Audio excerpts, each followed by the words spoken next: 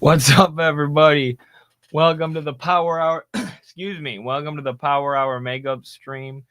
Donald Trump has officially bombed Iran, entering the U.S. into yet another war in the Middle East, yet another conflict that we are going to get involved with a country that's never attacked us.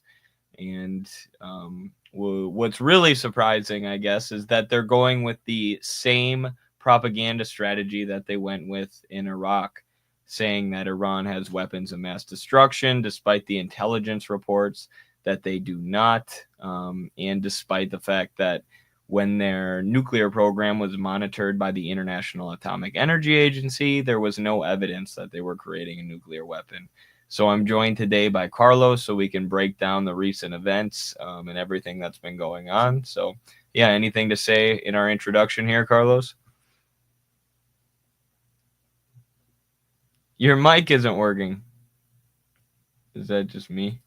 Can anyone hear Carlos?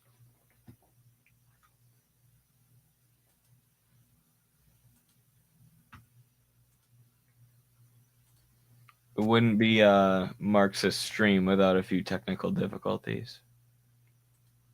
Oh, no. There you go. Now I can hear you. Hope it's coming out through the actual mic. But not much to say now. A lot more to say later on. Absolutely. Thank you, PXE. We will not die for Israel. Absolutely not. Started a bit of a trend on X of people posting We won't die for Israel. That was cool to see. All super chats will be answered. So if you have any questions that you really want us to answer, any points you really want us to address, especially about the topics we're discussing today, send them via super chat and we'll be sure to get to them. But we'll get into all of that after the intro. High Sheriff Hazard is a hard man to be. High Sheriff is his only plan. He digs through pockets, takes what he can, for he's High Sheriff Hazard. He caught me one evening, and here's what he said. You look like a Russian, you look like a red. And if you're fond of your skin and your head, beware the High Sheriff of Hazard.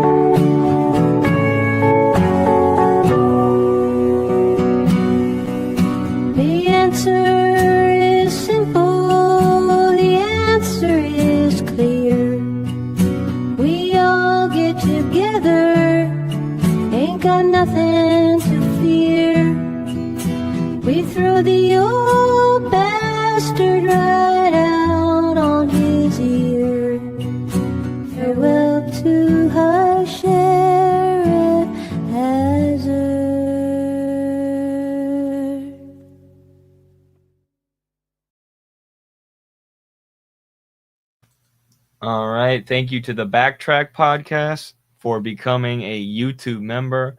Appreciate you. All of our funding, of course, does not come from outside sources, corporate sources, think tanks, or anything else besides you, the viewer. And that way we can keep ourselves biased only towards the working class and the average American who watches our show. So thank you very much for that. Enjoy the perks that come with it. See some interesting comments already. As I expected, a lot of people seem to be attending the stream tonight. My video on TikTok about Trump bombing Iran is already starting to blow up and get a lot of attention. So very big news story here. Back from the Road says, this is so dumb. Iraq was a cakewalk compared to this. No friendly ports, beach landings, pier level military, giant landmass of mountains, homogenous society. Yeah, it's, this is something I've said for years, even though in recent years, of course, because Iran's been in the news and with everything Israel's been doing, we've been studying it closer. But even from the beginning, one of the things I was saying was that Iran is not Iraq or Syria or any of these other countries. They're more industrialized. They have a more much higher military capability. Not saying that I think they can win an all-out war against the US and Israel just fighting by themselves, but it'll be extremely costly and extremely deadly for Americans. And this is something that even a lot of American Republicans seem to realize, particularly the MAGA Republicans of the working class variety, and they're going after Trump himself on Truth Social. It's quite amazing. Noah Krachivik and I have both been on Truth Social this week with accounts trying to push MAGA people in the direction of anti-imperialist politics, especially on this issue of Iran. But it doesn't take us. There are tweets nearly ratioing Trump on Truth Social, his own platform, over this war. So it's quite amazing to see how the contradictions within MAGA are sort of coming to a head. And it's excellent. And can you hear me, by the way? Because I was messing around Yeah. with the mic. Yeah, you're good. It's excellent because, look, guys, we're not surprised, or at least not all that surprised by this. We premised everything we said about Trump during the campaign with, look, he's a politician, and we live in a larger impersonal system that doesn't really give a shit what administration is in power. It's going to do what the system needs it to do. And as an empire, the needs of the empire are to act in these sorts of ways. But however, if we look at just the rhetoric of these people who can't be trusted on the basis of rhetoric, but in terms of just the rhetoric, you know, the reason why Trump is pulling so many people in, it's because he's presenting himself as a pro-peace candidate. So I don't want people to think that just because we mentioned during the campaign that in terms of rhetoric, Trump is the one that's presenting himself as pro-peace, that something like this surprises us. It doesn't. However, it does surprise the working class MAGA people, a lot of whom genuinely believed that Trump was an individual that was pro-peace, that was going to drain the swamp, attack and dismantle the deep state. Because the excuse the first time around was that he had all these war hawks like John Bolton and Elliot Abrams and Mike Pompeo around him. Those were the people that were preventing him from actually doing what he promised his base. This second time around, there's no excuses. So what I think is happening, and I just made a video about this a couple hours ago, right after the bombing, is that I think this could be what 2020 was for us with Bernie. You know, we got burned once in 2016. We provided a justification for why we got burned with Bernie, why it was that, you know, what sort of chess games was he playing that at the end of the day, somehow supporting the Democrats was positive. Maybe it was for preparation for a 2020 run. And if that failed, then he would go in. We played all sorts of mental gymnastics to make it okay for Bernie to do what he did in 2016 and then in 2020 come out and support him. But when in 2020, he folds again into the Democratic establishment and takes all of that dissenting energies of millions and millions of young people who actually wanted a political revolution in this country, who were actually bringing into question the system as a whole, and then tries to channel or actively does channel all of that into the Democratic Party, takes all of the donations that working people gave him and just invest it into Joe Biden. That's when we had our real consistent epiphany, and we realized, okay, there's no opportunity here. All of these outsiders that the system gives us, they're not actually outsiders. Their whole point is to take a population who wants an actual outsider and to bring those people in to the two-party duopoly fold. So I think that 2025 for the MAGA working class base is going to be what 2020 was for the Bernie base. And the only hope that Americans have is in uniting those two sectors, some of whom think a little bit more socially liberal on some questions, others a little bit more socially conservative on others, but both fundamentally care about the status of the American working class. They want to end the wars and they want a basic living standard to improve for Americans and for America to reindustrialize. That was the premise of Bernie's campaign, and it was the premise of Trump's as well, is what they had in common. And I think both bases now need to realize that if anything is going to actually change in this country, if for the better, they're going to have to come together, and it's going to have to be through a vehicle that's independent of the two-party duopoly. And frankly, I think the American Communist Party is the only one that can come up to the challenge and meet the task at hand. Yeah, the only one that was even slightly surprising was Tulsi Gabbard. And I think that was the one that angered me the most, because we've been saying this from the beginning. You know, as much as these people chirping in our ear love to say that MAGA communism is about supporting Trump, if you read anything that we've written about it, it was about pointing out and elucidating the contradictions that exist within MAGA between the working class sections of the base who are anti-war and Trump, who is going to, we predicted from the beginning, would sell out the anti-imperialist principles of some of the people in his base and the pro-worker, pro-industrialization policies that he had championed on the campaign trail, because he had done that before. He had been extremely hawkish towards Iran in his first term. So why would we expect anything different in his second term, especially when he's still taking so much money from AIPAC and cozying up to Netanyahu and other Israeli leaders?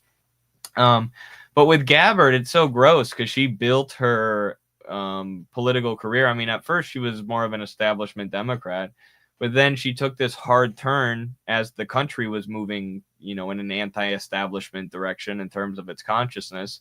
She took this hard turn against regime change wars, and she used this story of her own time in Syria as a veteran. And Syria is a war, I know people who served there who, were greatly affected by what they saw and what they experienced over there. So it was a story that resonated with a lot of people, a lot of war-weary veterans who could relate to Tulsi Gabbard's story about not wanting to start new regime change wars, and even, having conversations with Assad and getting attacked for it. And she said, well, why wouldn't we have conversations with foreign leaders? Why is our first instinct to bomb them instead of to build relationships with them, no matter who they are? But so to see her now, not just going back on her principles a little bit, but playing the role of like a Colin Powell and going before Congress and saying, I know all the intelligence reports say that Iran isn't working on a nuclear weapon, but hypothetically they could. So Trump is right that they can't be allowed to have one, and we should start bombing them preemptively. I mean, she's doing the weapons of mass destruction song and dance that they did for the Iraq War. And how many war-weary American veterans or American troops who didn't want to get sent to the Middle East got scammed by Tulsi Gabbard and her fake anti-imperialism? So that's the one that was the most disgusting to me. Trump, nothing surprises me with him.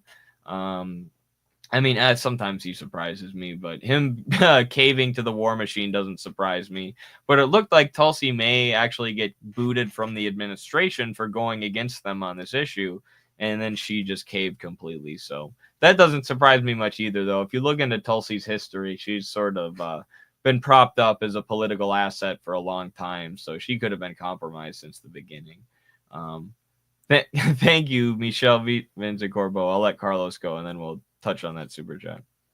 No, absolutely. As far as Tulsi, I think Tulsi, besides Bernie and Mike Gravel, was the only individual I have ever donated to politically back in 2020. Because again, because of her anti-war positions, I actually got to meet her when she came down to Dubuque. I talked to her about the Bernie campaign and if she would throw her support behind them towards the end to help unify the leftist forces. This was, of course, back in 2019, so a long, long time ago.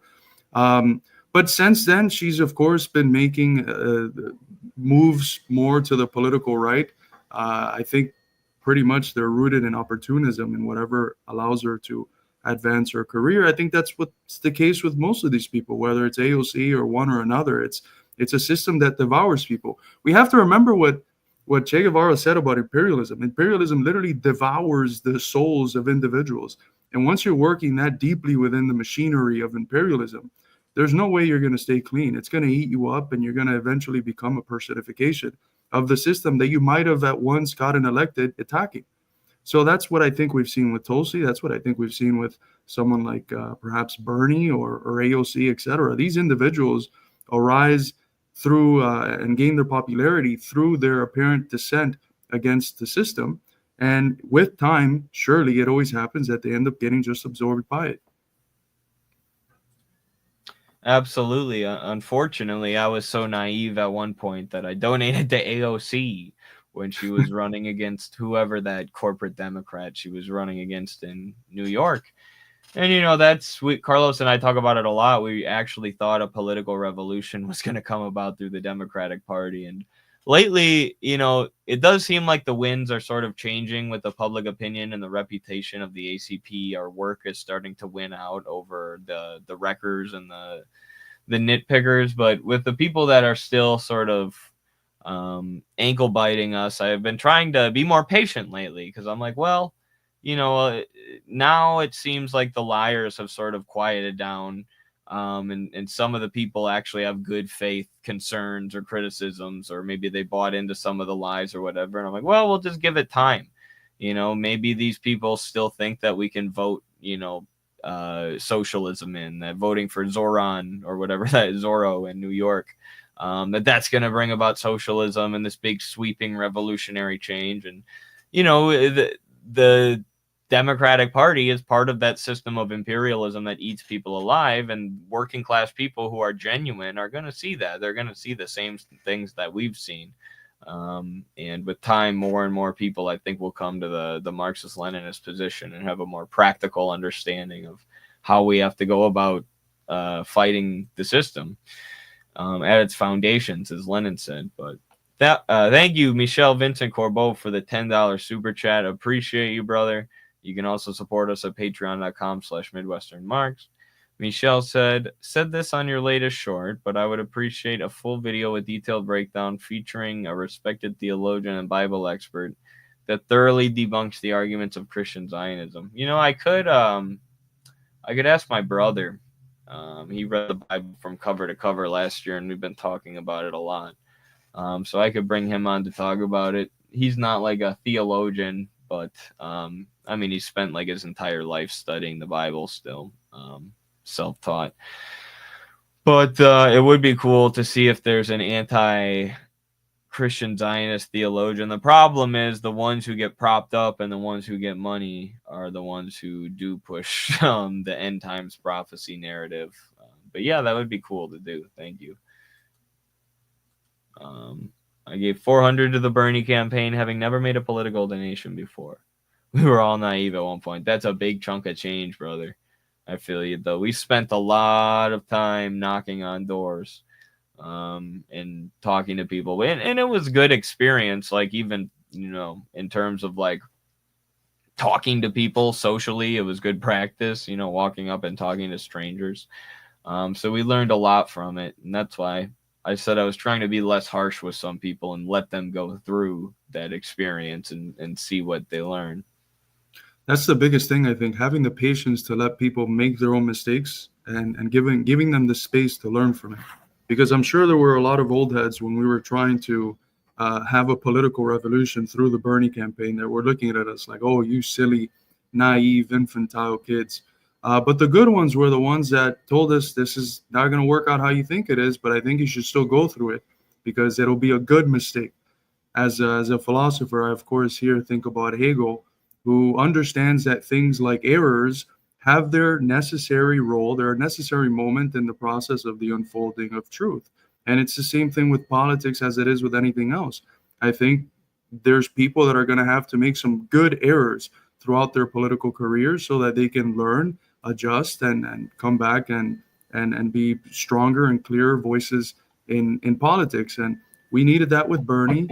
And I think, hopefully, that what we'll find in the mass of the MAGA working class base is more and more people that are going to undergo that transformation, especially if we continue to do the work that Eddie and Noah and others from ACP have been doing on Truth Social, where we're quite literally, I don't understand why we haven't done this before or started earlier. We're directly speaking to the MAGA base, and we're winning a hell of a lot of them. They're sharing our stuff. I don't know what the retweet equivalent is, and it's looking retruthing it. So it's looking great. Absolutely. It kind of, what you were talking about reminds me too of the people who are like anti-reading theory, and they're like, you know, I don't need to read theory. I have my lived experience. Sort of narcissistic idea, individualistic idea. No offense, if you have that idea. I mean, there's truth to it. Like, you don't need to be, you know, the biggest bookworm in the world. But once you start organizing and experiencing things, you know, you understand the importance of theory. You're no longer saying, why would I read these 100-year-old books? It's like, well, because some of the debates about strategy and organizing and, you know, how to view the world politically have been answered 100 years ago. And, you know, you have to go back into the classics that humanity has produced historically in order to understand this. And the more you organize, the more you understand the relevance of it. So then you can kind of shortcut having to make mistakes through practice by reading about the mistakes that have been made in the past. I mean, Lenin said theory is just the collective experience of the working class of the whole world taken in general, learning from our mistakes and learning from what people do well. So you can always encourage people to read. It's a way to shortcut making those mistakes yourself. It's like when you're a kid and you don't want to listen to your dad. Your dad tells you not to do something and you do it, and then it hurts, or you mess up and it screws you over. You're like, oh, I should have listened to my dad. And the next time, maybe you do listen to your dad, so you don't have to make the same mistake again. It's Exactly. Like Lennon's your dad. Back from the road. Thank you again for the $10 super chat. Appreciate it. Is the ACP doing any outreach to military, active, or reserve support for conscientious objectors in the process for initiating it? What books do you suggest? Did you click that? Yeah, it was with the pinky. My bad. Okay. Process for initiating it. This is a good opportunity to do good and reach out. Yeah, I don't know. We haven't interacted with a ton of people who are thinking about like refusing to go, if that's what you mean by conscientious objection. Oh my gosh, conscientious objectors. But yeah, we've been doing a lot of military outreach. We have pamphlets that were either made and have been given out, or are in the process of being made and given out, that are specifically aimed at military members, talking about socialism, what it means for them, how the military is misused under capitalism, not for the defense of the country, but to, increase the profits of oil oligarchs, and very basic things about imperialism. We've been doing a lot of social media content. Obviously, I actually have a lot of military followers on TikTok, including some very big military influencers and veteran influencers with like millions of followers, who I'm mutuals with, who are very interested in what we have to say. A lot of times these people were tricked by recruiters at a vulnerable time in their lives, and they get to see firsthand what the U.S. military is doing, and all the waste, and all the needless death and destruction. And then, of course, when they come back with PTSD or whatever else, they get very little help, except a medical marijuana card nowadays, so you can just smoke the pain away. So yeah, we're doing quite a bit of military outreach. We needed to do more, but we've made this point a million times since the beginning of Midwestern Marx, that there needs to be a conscious effort to reach out to military-age men and actual members of the military, because every revolution in history has had part of the military flip against the tyrannical state and on the side of the people. A lot of people who say revolution is impossible say, the military would just come in and crush you. Look at all the weapons they have. But they're not understanding that a revolution is an uprising from within. And that can mean within the military as well. So.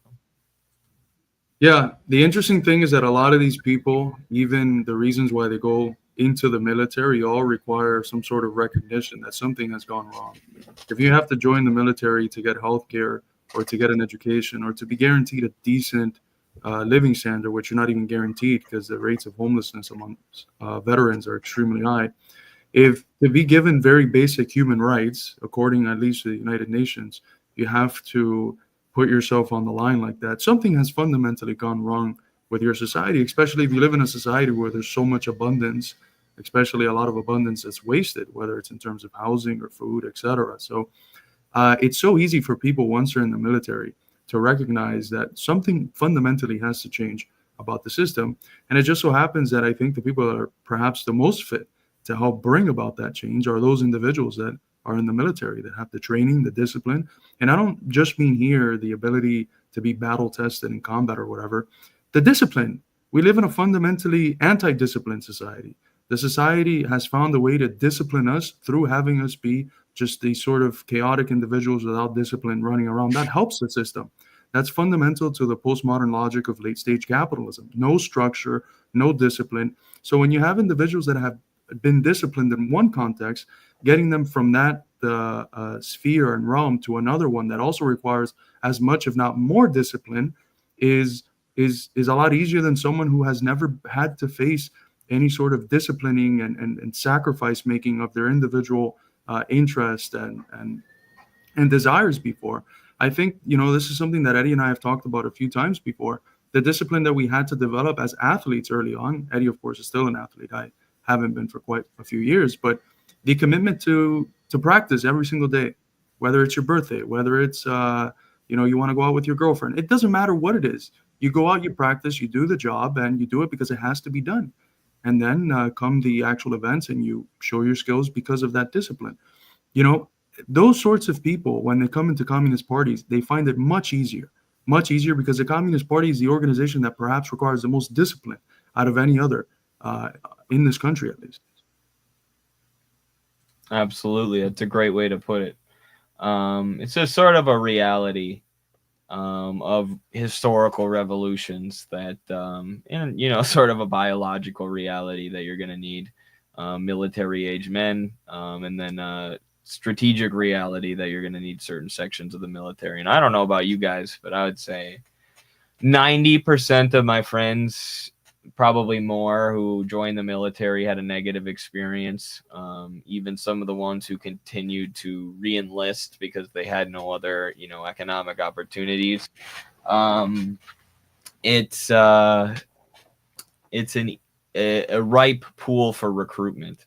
You know, and I disagree with the sort of troop bashing that you see. Like, a few jokes are fine, you know, but the people who genuinely hate the U.S. troops, it's like, what was going through your brain when you were 18? Did you understand the nature of U.S. imperialism when you were 18 and the recruiter came to your wrestling practice with a pull-up bar and said, how many pull-ups can you do? And you did more than all your friends. And then they're like, wow, you could be an Army Ranger.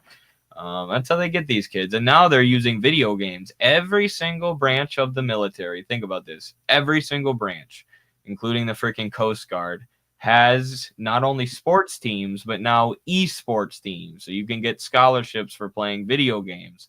This weekend, I was at a wrestling tournament with some of the best high school wrestlers in the country. The military had a recruitment stand set up where you had all these video games that looked really cool, that were like flight simulators and all this hyper expensive stuff. So they're using all these dopamine manipulation tricks in video games in order to recruit kids. And it's really unfortunate. I mean, the Coast Guard, they get a pass. I don't think the Coast Guard does anything offensive. Maybe they do some spying or something, but yeah. They put ads in the live streams. Hold on, I think I can turn that off. I'm sorry about that, guys. That's probably why we just lost a few viewers. I'll try to tackle this question. Someone came in, they said, I don't know a lot about you guys, but I heard people don't like you, say you support MAGA communism. What is that? It's very simple. It was a theory / meme developed by our friend, chairman of the ACP, Al-Dean. And it basically states that the MAGA working class base, in its ability to even stay alive in ways that the Bernie Sanders base didn't, and to continuously be a foundation for dissident sentiments for a large chunk of the discontented American working class, people who are against the deep state, are against the military-industrial complex, the pharmaceutical-industrial complex, the media, quite literally every or most repressive and ideological state apparatus of the dominant order, in forming and taking the sort of symbolic figure in Trump. They represent the introduction of political partisanship to the U.S., something that hasn't occurred in decades, perhaps. And by political partisanship, what is meant is the taking of a very explicit position against the established horizon of acceptable politics. So against, really, in short, the duopoly, in a way that's a significant force in politics in general, in a way that creates a sliver for a new type of politics to emerge. And the argument was that this is a force, a base that communists need to tap into and to win over.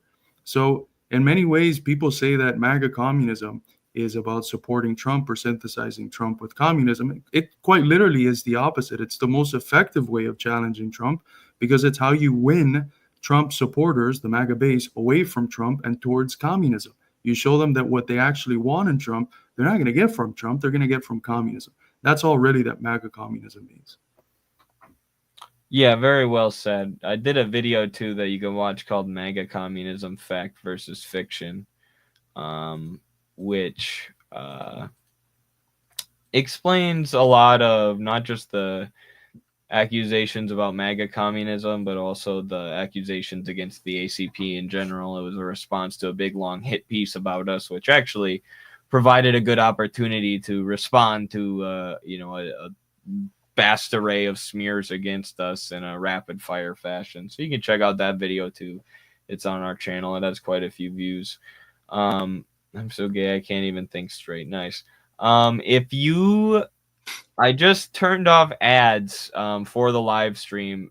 Somehow I turned on ads to play automatically during the live. I just manually turned them off for this live. So please let me know if ads play again. We don't want them playing during the live stream at all because it interrupts the content, and we're not that greedy for a couple cents of ad click money. So please let me know if ads play, and I got to find a way to turn that off so it doesn't happen again. But I never got ads. Okay, good. Maybe you have an ad blocker. Good. MAGA will listen to communism before liberals 1,000, I bet. Dude, I mean, even on Truth Social right now, like the other day, some guy who had like Trump, MAGA, Second Amendment enthusiast in his bio.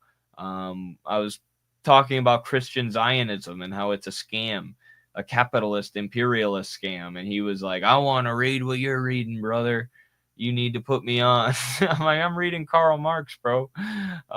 People like that are just way more open-minded. What really opened my mind to it, and even pushed me over the edge to openly, publicly support the MAGA communism idea, was I had this wrestling coach who was a MAGA guy. He was actually at a certain protest that was in the news for a long time. But when I talked to the guy, he wasn't, he was so much closer to my politics than a lot of the liberals I had talked to. He was talking about how we need a revolutionary scenario. Voting's not going to change anything. We need an uprising from the bottom up. The people should govern themselves. Every system needs to be rebuilt from the ground up. He was super critical of the healthcare system and talked about how the insurance industry was a scam. And the only problem was that he believed Trump was the solution. And I'm like, this guy has recognized all the same things that communists have recognized about the system, not in as, systematic of a way, but all the grievances with the system are rooted in capitalism and are things that communists are fighting against. The block is that they think communism is what we have right now, and what they need is Trump to save them. But that's where we come in. That's where we come in to explain our worldview to them and explain what class struggle means and how it's the only path forward to improve their lives. They also consider that communism is just hyper-liberalism. It's taking the ideology of diversity, equity, and inclusion and HR managers, etc., and making it more extreme, so that communism ends up being in their heads this extremely tribalistic form of discourse that's concerned about microaggressions and gender and how you identify yourself and all these different things that communism in reality has never and will never and does not now have anything absolutely to do with. Communism is about the real movement of history, the class struggle. That's what moves history. The workers against the bosses, the workers against the people that exploit the workers and indebt them. That's what communism is all about. It's about moving history forward, unleashing the forces of production, making us wealthier, building more prosperity, and building a government. All right, Americans should recognize the line that I'm about to say, that is actually of, by, and for the people. And to do that, you can't have this tyranny where the capitalists just control everything and make everything work towards the ends of their accumulation of capital. Yeah, I want to hit on this real quick, and it relates exactly to what you were saying there. Trump won by stealing legitimate leftist talking points. That's why. That is true. He won with right-wing populism, appealing to the working class and bringing back industrial manufacturing jobs. And he won by railing against endless wars and imperialism, and also railing against immigration, which, of course, does have a populist bent to it too, because the capitalist class and the shareholders benefit from mass immigration because it gives them a cheap labor pool. But try to take away the individualistic view of it. So try to take away your feelings about Trump as an individual. This is what I talk to my parents about all the time because they're just disgusted with Trump. So I try to help them see it in a little bit of a more objective way, or a communist way, a dialectical way, you might say. Take away your feelings about Trump as an individual. What does it mean that the current head of the Republican Party, the head of the GOP that all the other Republicans are sucking up to, has to rail against war and has to use populist pro-working class talking points in order to get elected. And what does it mean that he was able to crush all of these corporate candidates like Jeb Bush with that populist anti-war rhetoric? If you remove your feelings about Trump as an individual, I think he's a disgusting individual as well. Big old greasy boy who probably cheats at golf. But he represents a sign of the times. He transformed the Republican Party into a party that has to use populist rhetoric. And J.D. Vance is his running mate, who has this book about his time growing up in Appalachia as a working class American. They need to appeal to the working class directly. They need to appeal the class struggle and anti-imperialism directly in order to get enough votes. So regardless of your thoughts on Trump and how much he sucks, of course we agree, and we've told people from the beginning that Trump is not the solution. The fact that he has to be such a populist and a fake anti-imperialist shows where the consciousness of the American workers is at, and that's what's important. And that's who we want to reach, is the working class people who were duped by Trump. As Comrade Haas is frequenting of saying, it's not about the clown, it's about the burger. Right? It's not about Trump. It's about the people who have, for some reason or another, short-circuited into seeing Trump as a symbol of resistance, as a political outsider. Those are the people we care about. Our MAGA working class community members, or MAGA working class neighbors. Those are people that could definitely be won over, as much as or perhaps even more than some of the other parts of the working class that are perhaps more aligned or okay with the established order and just want to continue the neoliberal establishment of the Democrats. Yeah, and when you're on Truth Social, you'll see, like, it's the internet, so it's different. Like, when I talk to Trump people or Trump voters in my community, a lot of them don't even like Trump. They're not really on Twitter. They only see Trump's dumbest tweets or his dumbest posts, and they're like, I wish he would get off social media. But he's better than the Democrats. He, said no more wars in the Middle East. I think that's common sense. He's, rails against the establishment. Those are the things that they like, even if they don't like Trump as an individual. But you will see that there's a kernel of truth to this, like, liberal portrait of the average Trump supporter who's like a QAnon person who thinks Trump is like the Messiah. There are some people like that who truly, Trump can do no wrong. Anything Trump does, they're going to follow him to the ends of the earth. And I think those are Trump's favorite supporters. But that's not the majority of them. That's a pretty small sliver of people. And a lot of the ones who are like that are like the evangelical Zionists. Like Mike Huckabee sent Donald Trump the most insane text I've ever read. Actually, I'll read it right now for you guys. Let me plug in my second monitor. Did you see that, Carlos, the text he sent him? I think I did, yeah, a couple days ago, no? Yeah, it was on Truth Social. Yeah. Trump posted it. He thought it was a good thing. Let me share my screen with you guys here real quick.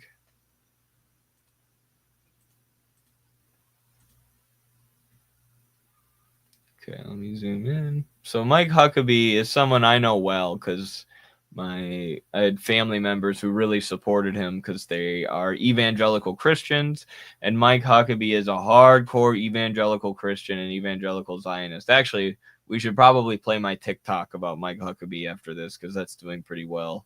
People might like that, but listen to what he said. Mr. President, God spared you in Butler, Pennsylvania to be the most consequential president in a century, maybe ever. The decisions on your shoulders I would not want to be made by anyone else. You have many voices speaking to you, sir. Maybe he's schizophrenic, but there is only one voice that matters, his voice. I am your appointed slave, servant in this land, and I am available for you. But I do not try to get in your presence often because I trust your instincts. No president in my lifetime has been in a position like yours. Not since Truman in 1945 when he dropped the nuclear bomb. I don't reach out to persuade you, only to encourage you. I believe you will hear from heaven, and that voice is far more important than mine or anyone else's.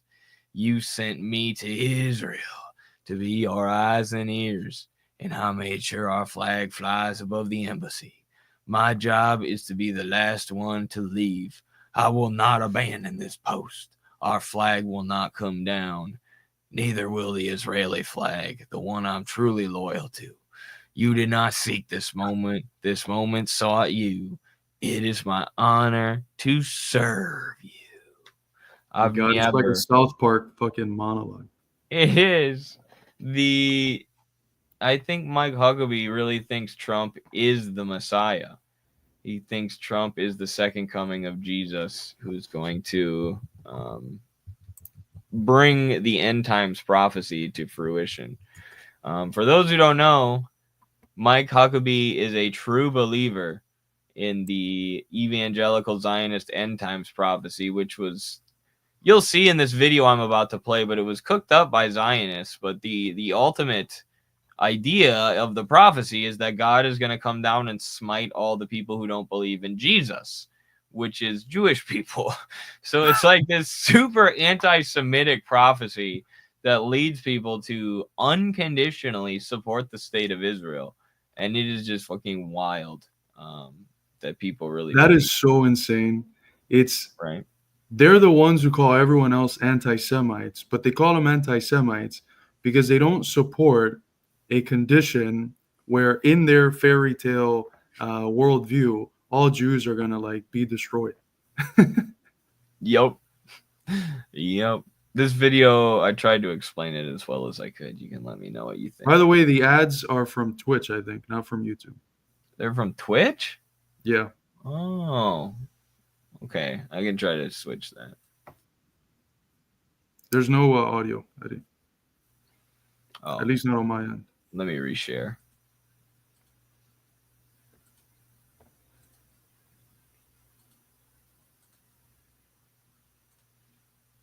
Invasion of Iran. I don't know. We need a new. All right, guys. How the hell are we going to get Americans to support the invasion of Iran? I don't know. We need a new strategy. Our propaganda is just not working anymore. The Lord will touch their hearts and lead them to support this holy war.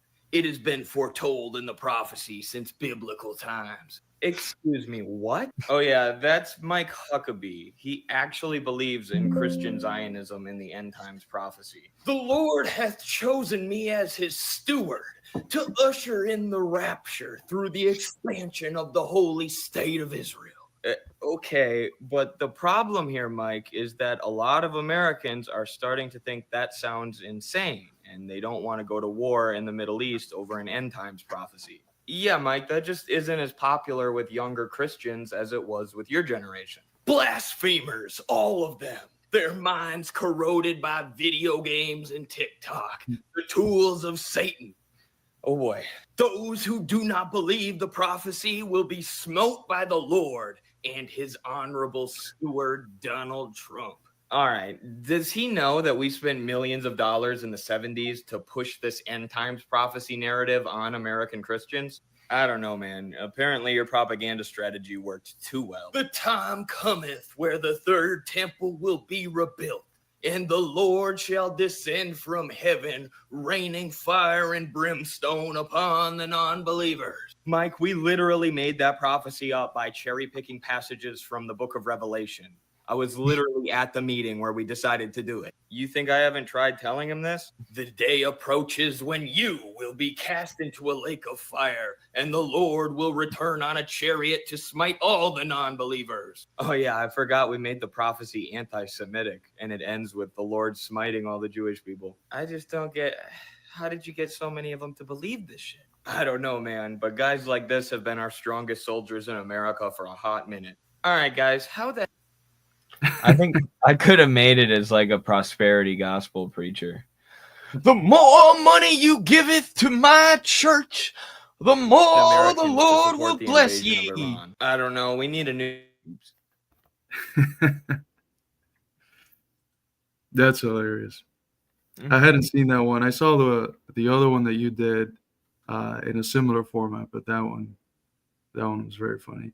You know, there's this joke that Zizek makes about the Soviet Union. I don't think it was true in the Soviet Union, but it is very true now, which is that the people that actually believe in the shit that the ruling elite wants them to believe, those are nuts. You know, the ruling elite doesn't actually like them, because there has to be a very safe distance between the enunciated ideas and narratives of the ruling elite and what they actually believe. If they're crazy enough to actually believe the shit that they say, they're almost always of no use to us, because they're too crazy.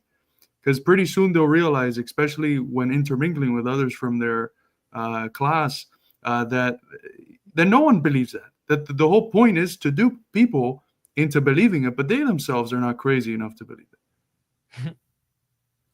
Look at this guy, the spokesperson for the Biden government, the Nosferatu-looking dude that would lie to us every single day. Is that his name? Matthew Miller, yeah. He just went on a podcast a few weeks ago, and he said, yeah, of course Israel's doing war crimes. And they asked him, well, you didn't say that in publicly before when you were still in a governmental position. He's like, oh, no, yeah, but I was in the government. I couldn't say anything. It's like, well, you know, how many hundreds or thousands of people aren't like that, where they actually think one thing, but they say another because of what's convenient. And when you got cats like Mike Huckabee that actually believe this shit, you know, that's no good, man. Those are troubled individuals. Factual. I was reading today that Lyme disease book, Bitten.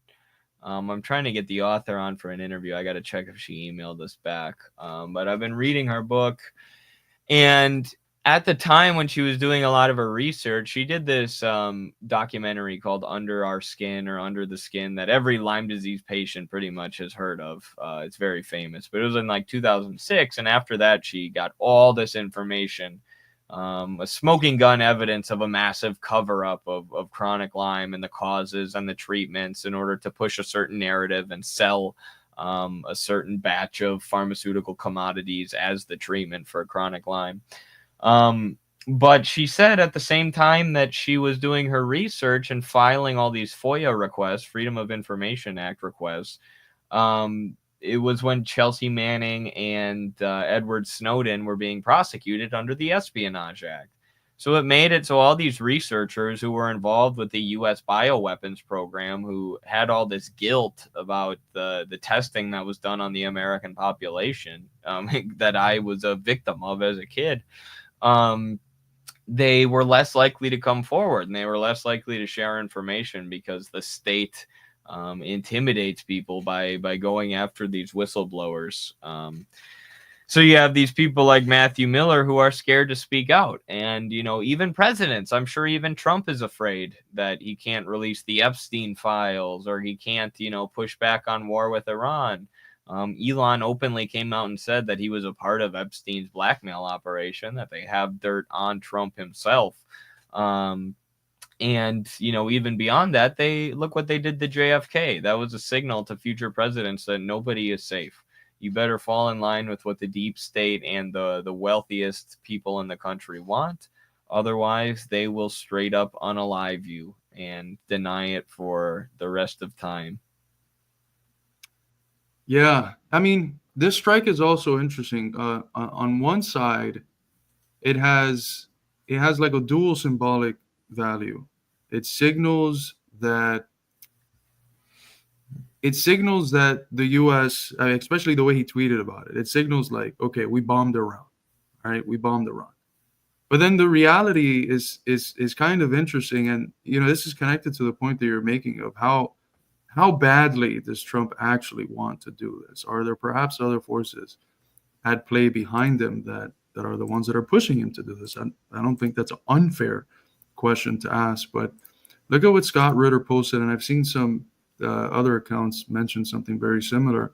This is an act of theater. Trump's big mouth had boxed him into a corner, which is true. Iran wouldn't play his game, so he had to bomb Iran to save face. He bombed 2 empty facilities that had previously been struck by Israel, and he bounced 6 bombs off an indestructible facility, Ferdows, claiming destruction despite the opposite being the case. That's it. A contained strike, a nothing burger. I don't know where he took that term from. And this is the man whose supporters call the greatest leader in the world. He's a national disgrace. Yeah, I figured that. I mean, I was of the thinking a few days ago that he wasn't going to do anything. That he was going to, try to slither his way out of. Why is the comrade here on the screen? I don't know. Oh, I what thought up, it was Kyle? That's my background. Kyle said it is that at the convention. I don't know why it popped up on the screen. I don't know if people actually saw the tweet. Yeah, they were looking at a picture. Your screen was playing, or my screen was showing up instead of yours. Well, that's a shame. Oh, you can take it down? Okay. I took it down, yeah. But the point being, I mean, realistically, I don't think anyone died from this. The people were evacuated beforehand. 2 of the places had already been hit, and the third one, nothing happened to it because it's indestructible. So I'm not sure to what extent this is just to send the symbol out and to act as if he did something big. But in reality, he didn't. Not much has happened. The reality is, however, that Iran is going to have to retaliate somehow, and that's where it can get interesting because Iran has said it over and over again. If the U.S. gets involved in this in any way, shape, or form more explicitly than what it is already involved in, what everyone knows, it's to the degree with which it is already involved, we're going to have to strike back. There was the tweets that Iran was making a couple of days ago where it was basically saying everyone can get to smoke. So something's going to happen. We'll see what would happen. Iran could not just Iran is not Iraq, right? Iran is not Libya. Iran is not Afghanistan. Iran is a monster of its own. 92 million people.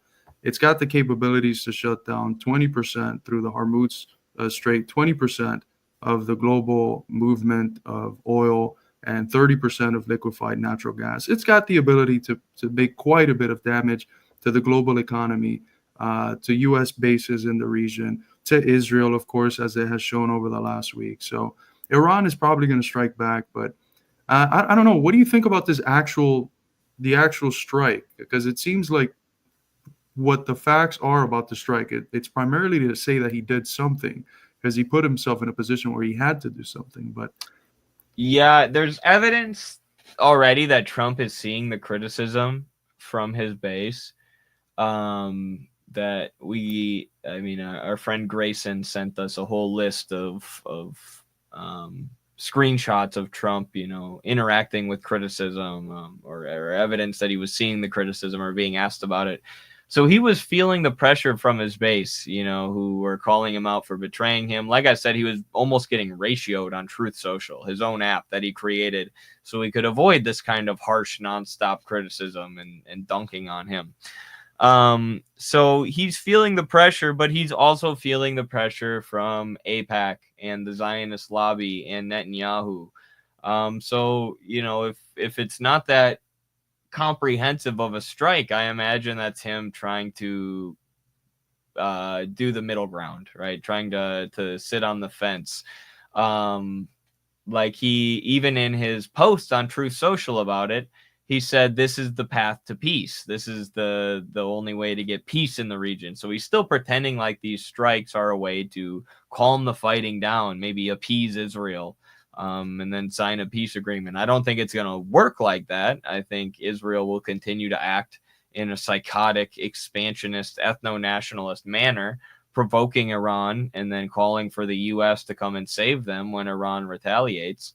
But maybe that's what Trump is trying to do. But it'll be interesting to see how these contradictions continue to develop with time, because they're coming to a head in a lot of ways. The contradiction of the anti-imperialist politics of his base, and his connections to Israel and these other corporate imperialist entities. And I just want to say too that we were pointing out a few weeks ago that the combined acts of the ICE raids in Los Angeles and the Democrats seemingly funding and boosting the protests against those, whether the Walton family funded No Kings protest or even some of the riots that were going on. There was evidence of Democratic Party involvement or federal involvement. We were saying that this could very well be a distraction for something coming soon and something coming in the realm of foreign policy. It could be like the movie Wag the Dog, where they create a foreign policy scandal or a war in order to distract from a domestic scandal. It could be the opposite of that, create a domestic scandal in order to get people to ignore starting another war abroad. You never know exactly what's going on behind the scenes, but it does seem like that was at least in some way the strategy. Get people distracted with this big media spectacle that we know from our comrades on the ground in California was in many ways a manufactured media spectacle in order to distract from the real goal, which is regime change war with Iran. And that's been the neocons' goal for however many decades now, probably 3. Well, since the revolution, really. 100%. And about the LA protest, I wrote about that for Beijing Review a few days ago. I think it just came out. Yeah, interesting. I think that we did a live stream on TikTok maybe a week ago, shortly before the No Kings protest. And one of the things that we were talking about was the possibility of these protests being a way for the Zionist entity to test power, to show Trump what it could do if it doesn't allow the Zionist entity to do what it wants with Iran, right? Because at that moment, Trump had been seemingly negotiating with Iran. It was before the Israeli strikes, of course. Chuck Schumer, prominent Democrats, were coming out to attack Trump for having closed-door meetings with Iran. And, and we asked, is it possible that the situation at home is being intensified by all these Democratic Party aligned forces so that Trump is forced to look the other way with regard to what Israel does? I don't think that's a hypothesis that has necessarily already been debunked.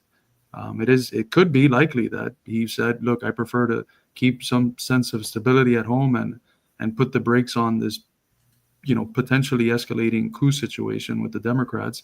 And all I got to do is sign off on what Israel does and do a few symbolic bombings of Iran. Who knows? I'm not saying that's the case. I'm just saying that's a possibility at this point.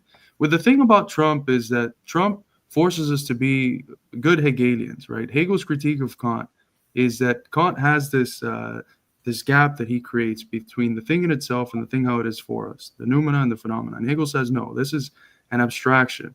The gap is in the thing itself. The indeterminacy is in the world itself. It's not in this lapse that we have between the world and how we end up seeing it.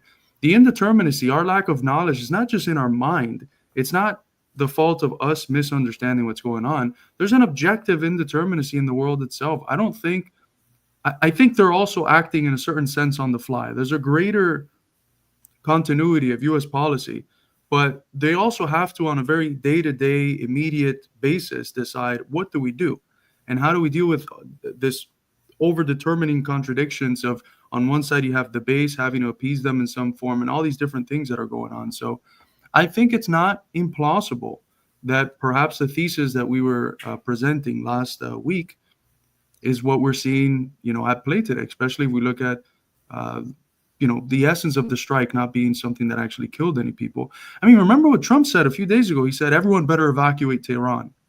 And this is the strike, So I don't know. I think it's complicated.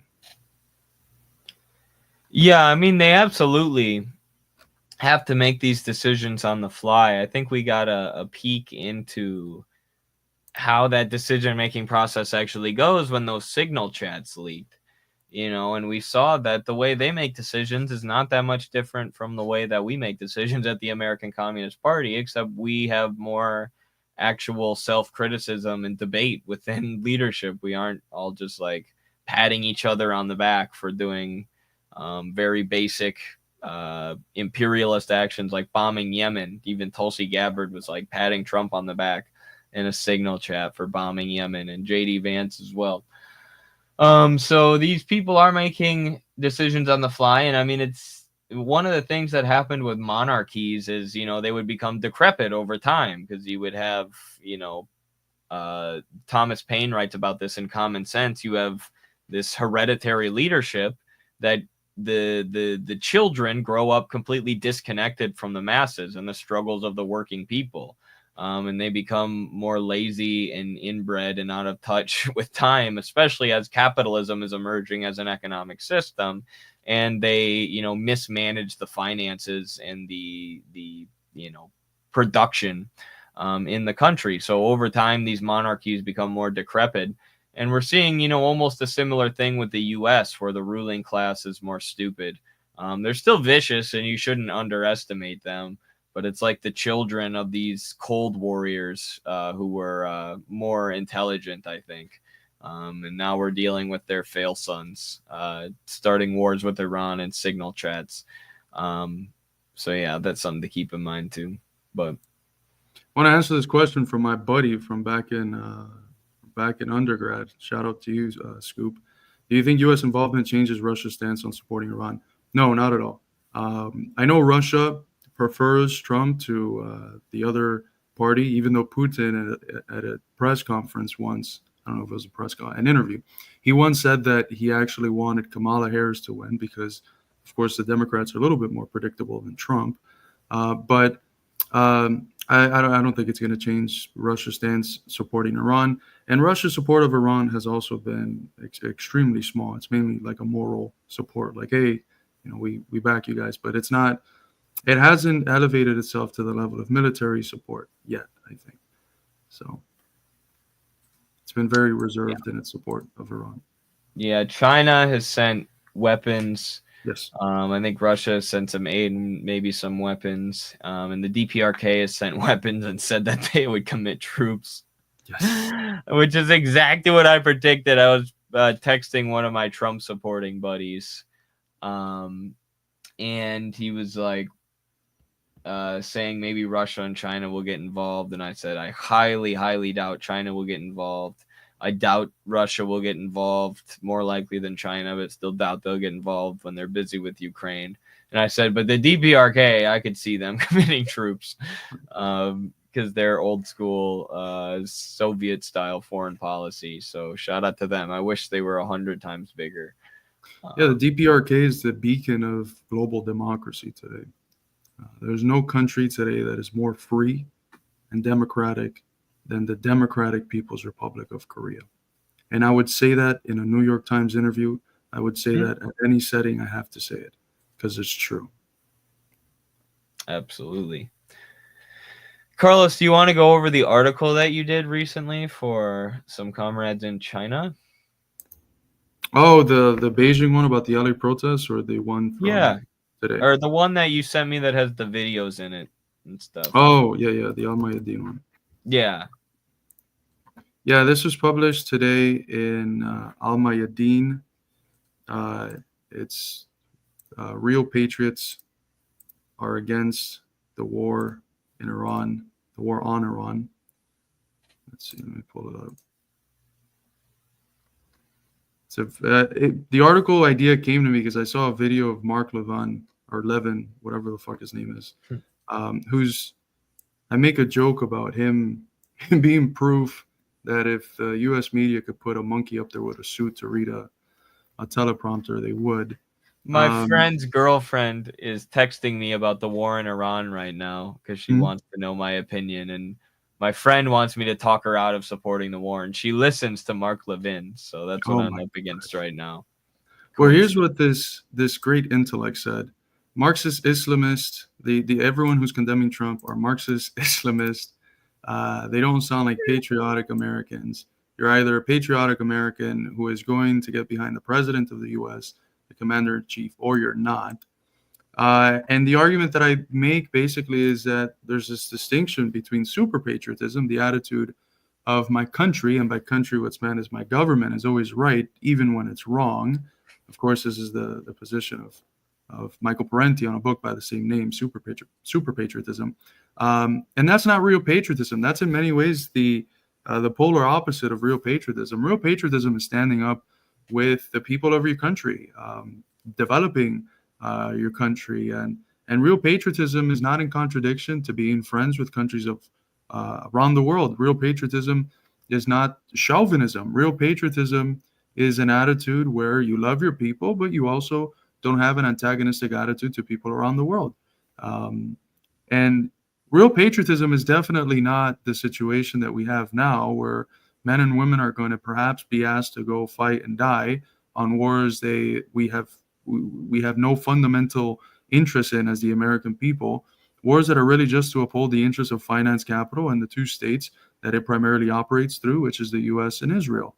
That has nothing to do with American national security interests or the American people or anything like that. It's unpatriotic to send our men out to die in wars or to come back dismembered or with PTSD, fighting against people whom they had more in common with than the rich parasites who sent them out there in the first place. So I make the argument here that real American patriots, those whose patriotism is rooted in supporting the people, not only do they not want war on Iran, which is a very basic position, but they side with the people that are fighting for their homelands. You can't be a patriot and support a state like Israel, which is kicking people off of their homelands, which is coming in and establishing an apartheid ethno state, and quite literally carrying out a genocide. Real patriots don't support that. If you're a real patriot, you respect real patriots around the world, people who also stand up and fight and respect and love their homeland. So real patriots in a moment like this in America ought to be standing with Iran, ought to be standing with Yemen, with Palestine, with Lebanon, with all of these states that are actually fighting back against the colonial force, just like we did in 1775 and 1776, fighting back against British imperialism. It's that simple. And I also make the argument in the article that, you know, the Trump base, which is almost 80 million people who voted for him in 2024, they have the candidate campaigning Trump, which is anti-war, draining the swamp, against the deep state, reindustrialize America, and the real President Trump, which is quite literally the complete opposite of that. And one of the things that we're seeing is that this split in MAGA that we have been talking about for a very long time is not being made explicit. Look at Donald Trump Jr. He's attacking alongside Jack Poso those people that are removing their support from Trump or criticizing Trump over Iran. They're saying, no, the people who benefit from this are Democrats and neocons. Well, if someone like Donald Trump Jr. has to comment on it, that means that the split from large parts of the MAGA working class and Trump is already underway. It's too pronounced to not comment on it with someone as prominent as Trump's literal son. So I think that this is going to intensify a long-standing rupture between MAGA and Trump, because the contradictions are untenable. And that's where the American Communist Party that I plug here at the end of the article has to come in and win these people over, because it's the only consistently anti-Zionist, anti-imperialist, and truly patriotic, rooted in socialist proletarian patriotism organization in this country. Absolutely. Great article. You want to play? Can you scroll up a bit? You want to play that video? Right now, Donald Trump. Oh, I meant your video, but this is fine. We can watch this one first, then yours. Is the sound coming out? Yeah. Right now, Donald Trump is getting cooked on Truth Social by his own supporters for pushing a war with Iran. Right here, you see him saying that they have weapons of mass destruction, the same justification that was used to invade Iraq. And one of the top responses says, "We the people did not vote for war. Let Bibi and the rest of them fight their own battles, please." This one says, "I've been a loyal MAGA supporter from the beginning, and I've even lost relationships with friends and family over it. But if we end up in another effing war, I'll never vote again. We are not Israel's attack dog." This guy replied with "warmonger" and a picture of Lindsey Graham surrounded by the military-industrial complex. Additionally, Trump went after Tucker Carlson for saying that America should not get involved in Iran. But his supporters say, "We side with Tucker on this. Keep America out of war. We are tired of Israel first." Another supporter says Tucker is right. Let Israel fight its own wars. Leave America out of it completely. We didn't vote for this. And this is true. Many people who voted for Donald Trump did so primarily because he promised to end the wars and not start any new ones. But now he's doing the exact same thing that George W. Bush did in telling us we have to go to the Middle East to stop them from getting a nuke. Trump is now realizing that there's a contradiction between the interests of Israel and the interests of the working class sections of Trump, his base. The base doesn't want war, but Israel does. So who will Trump side with? Excellent. There's an example of what I was talking about earlier about some of the things on Truth Social that are going viral right now in response to Trump. And I welcome people to join us. Eddie Liger is my Truth Social account. We can boost each other. And part of the strategy is going into groups, because there are plenty of communists now on Truth Social who will like your stuff and see your stuff regardless.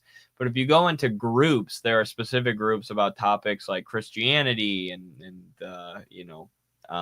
Elon Musk, whatever.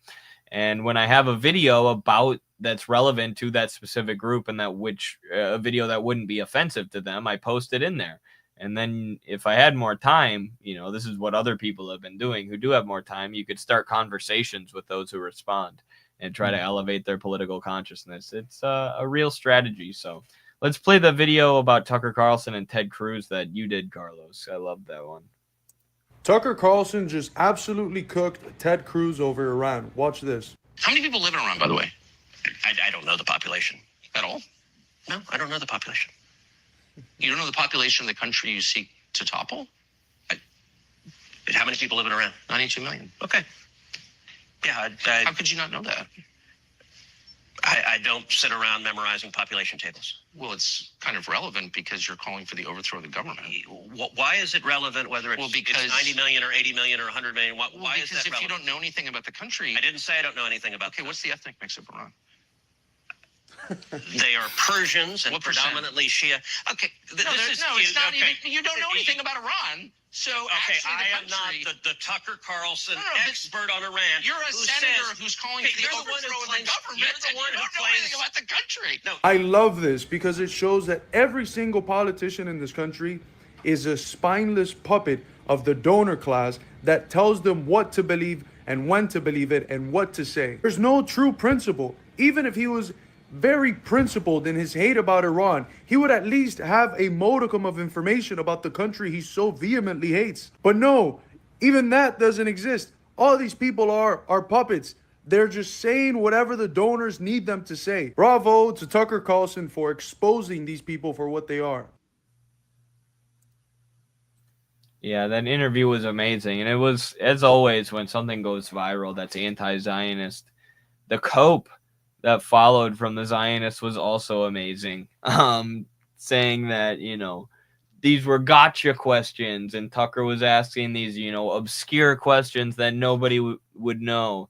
It's like, I knew the population of Iran. I knew it was 90 million. I mean, Tucker knew it exactly. He said 92 million. But I knew that. I could have named multiple ethnic groups in Iran on the spot. And I'm not a U.S. senator. I'm not calling to invade and destroy the country. These are very relevant statistics. The population of Iran is relevant to their politics, their economy, and to what the U.S. strategy in a war against them would be. The prospects of the U.S. winning that war. The population is relevant to all of that. The ethnic makeup is relevant to what we're doing, because we're calling it, a war on terror, a war against Islamic extremism, when in actuality, there are tons of Christians and other religious groups in Iran. You want to play that video? Oh, sorry. You want to play the last one? We played the other two, so we might as well. We did it in the reverse order.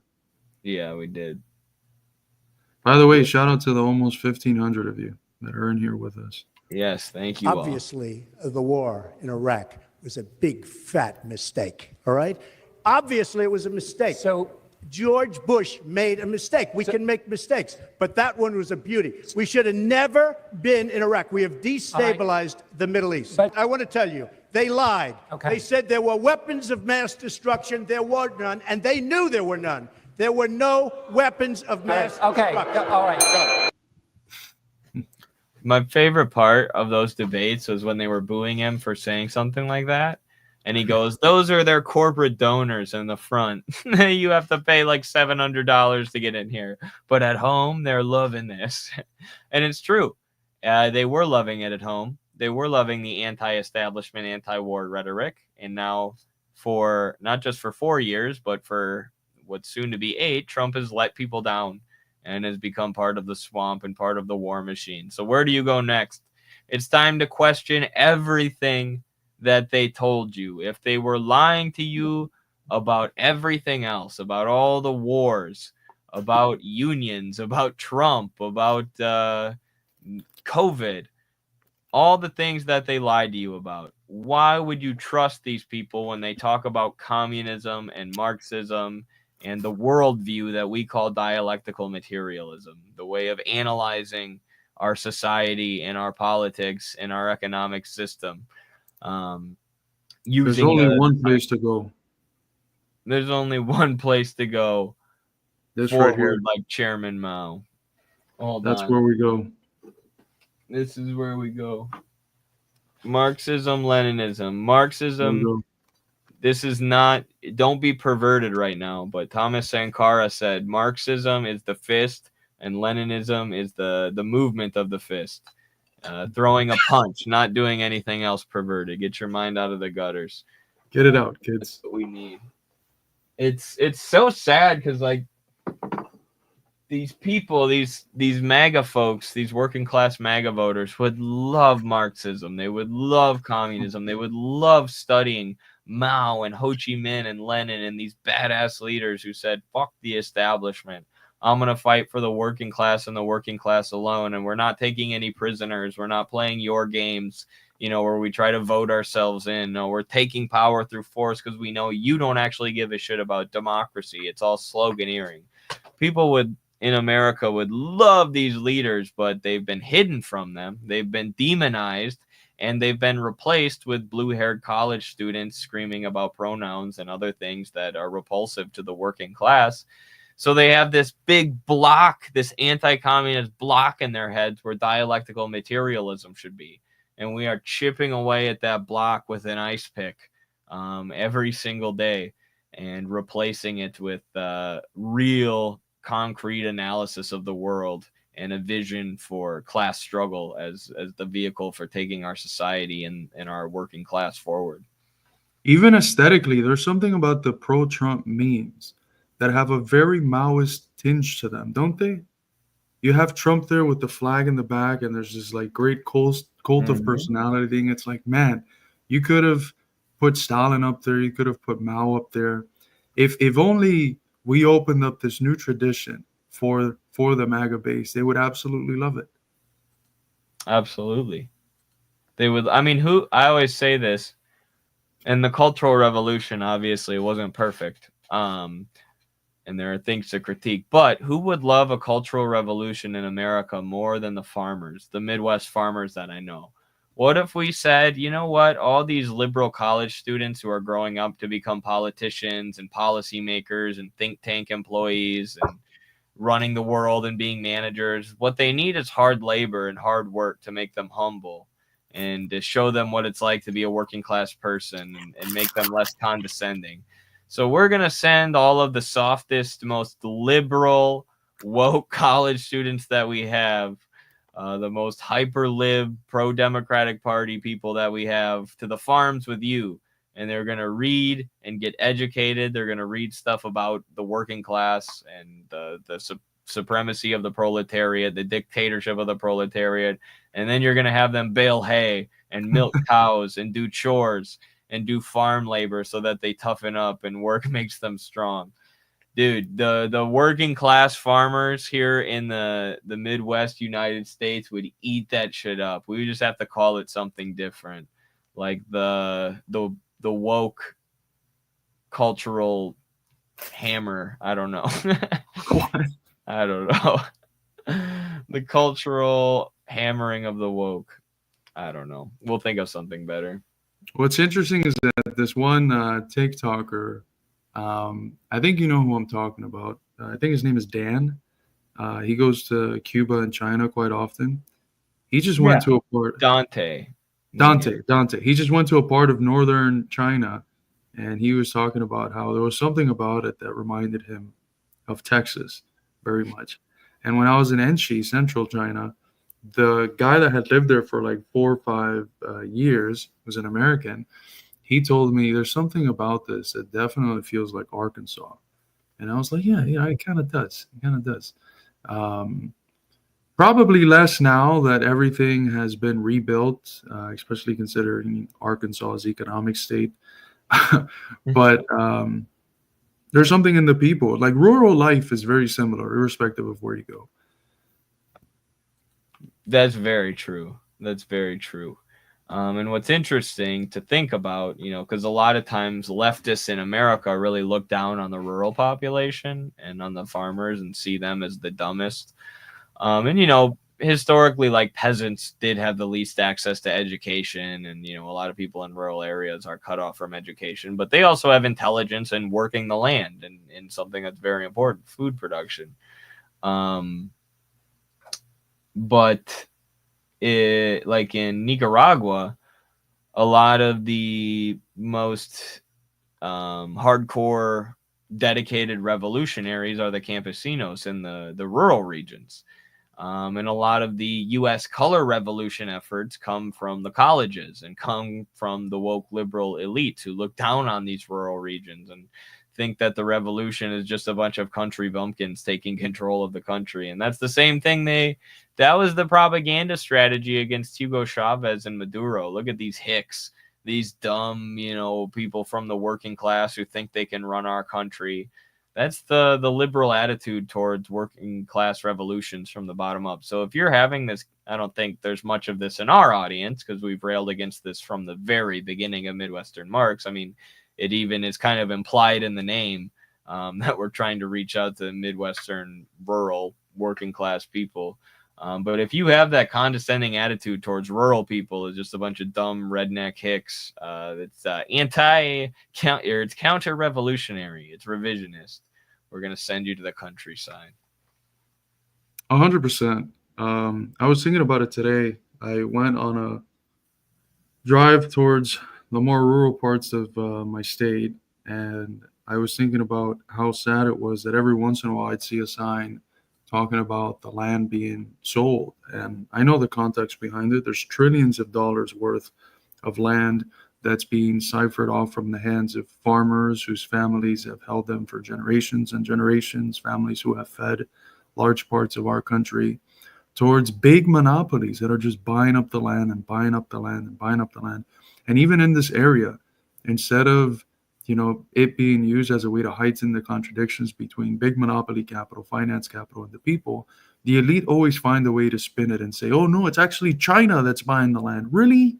Really? You think it's fucking China that's buying the land? You think it's China that's buying the land and not fucking Bill Gates and all these other investment firms like BlackRock and State Street and Vanguard? You think it's fucking China that's buying the land, the country that has the largest country in the world?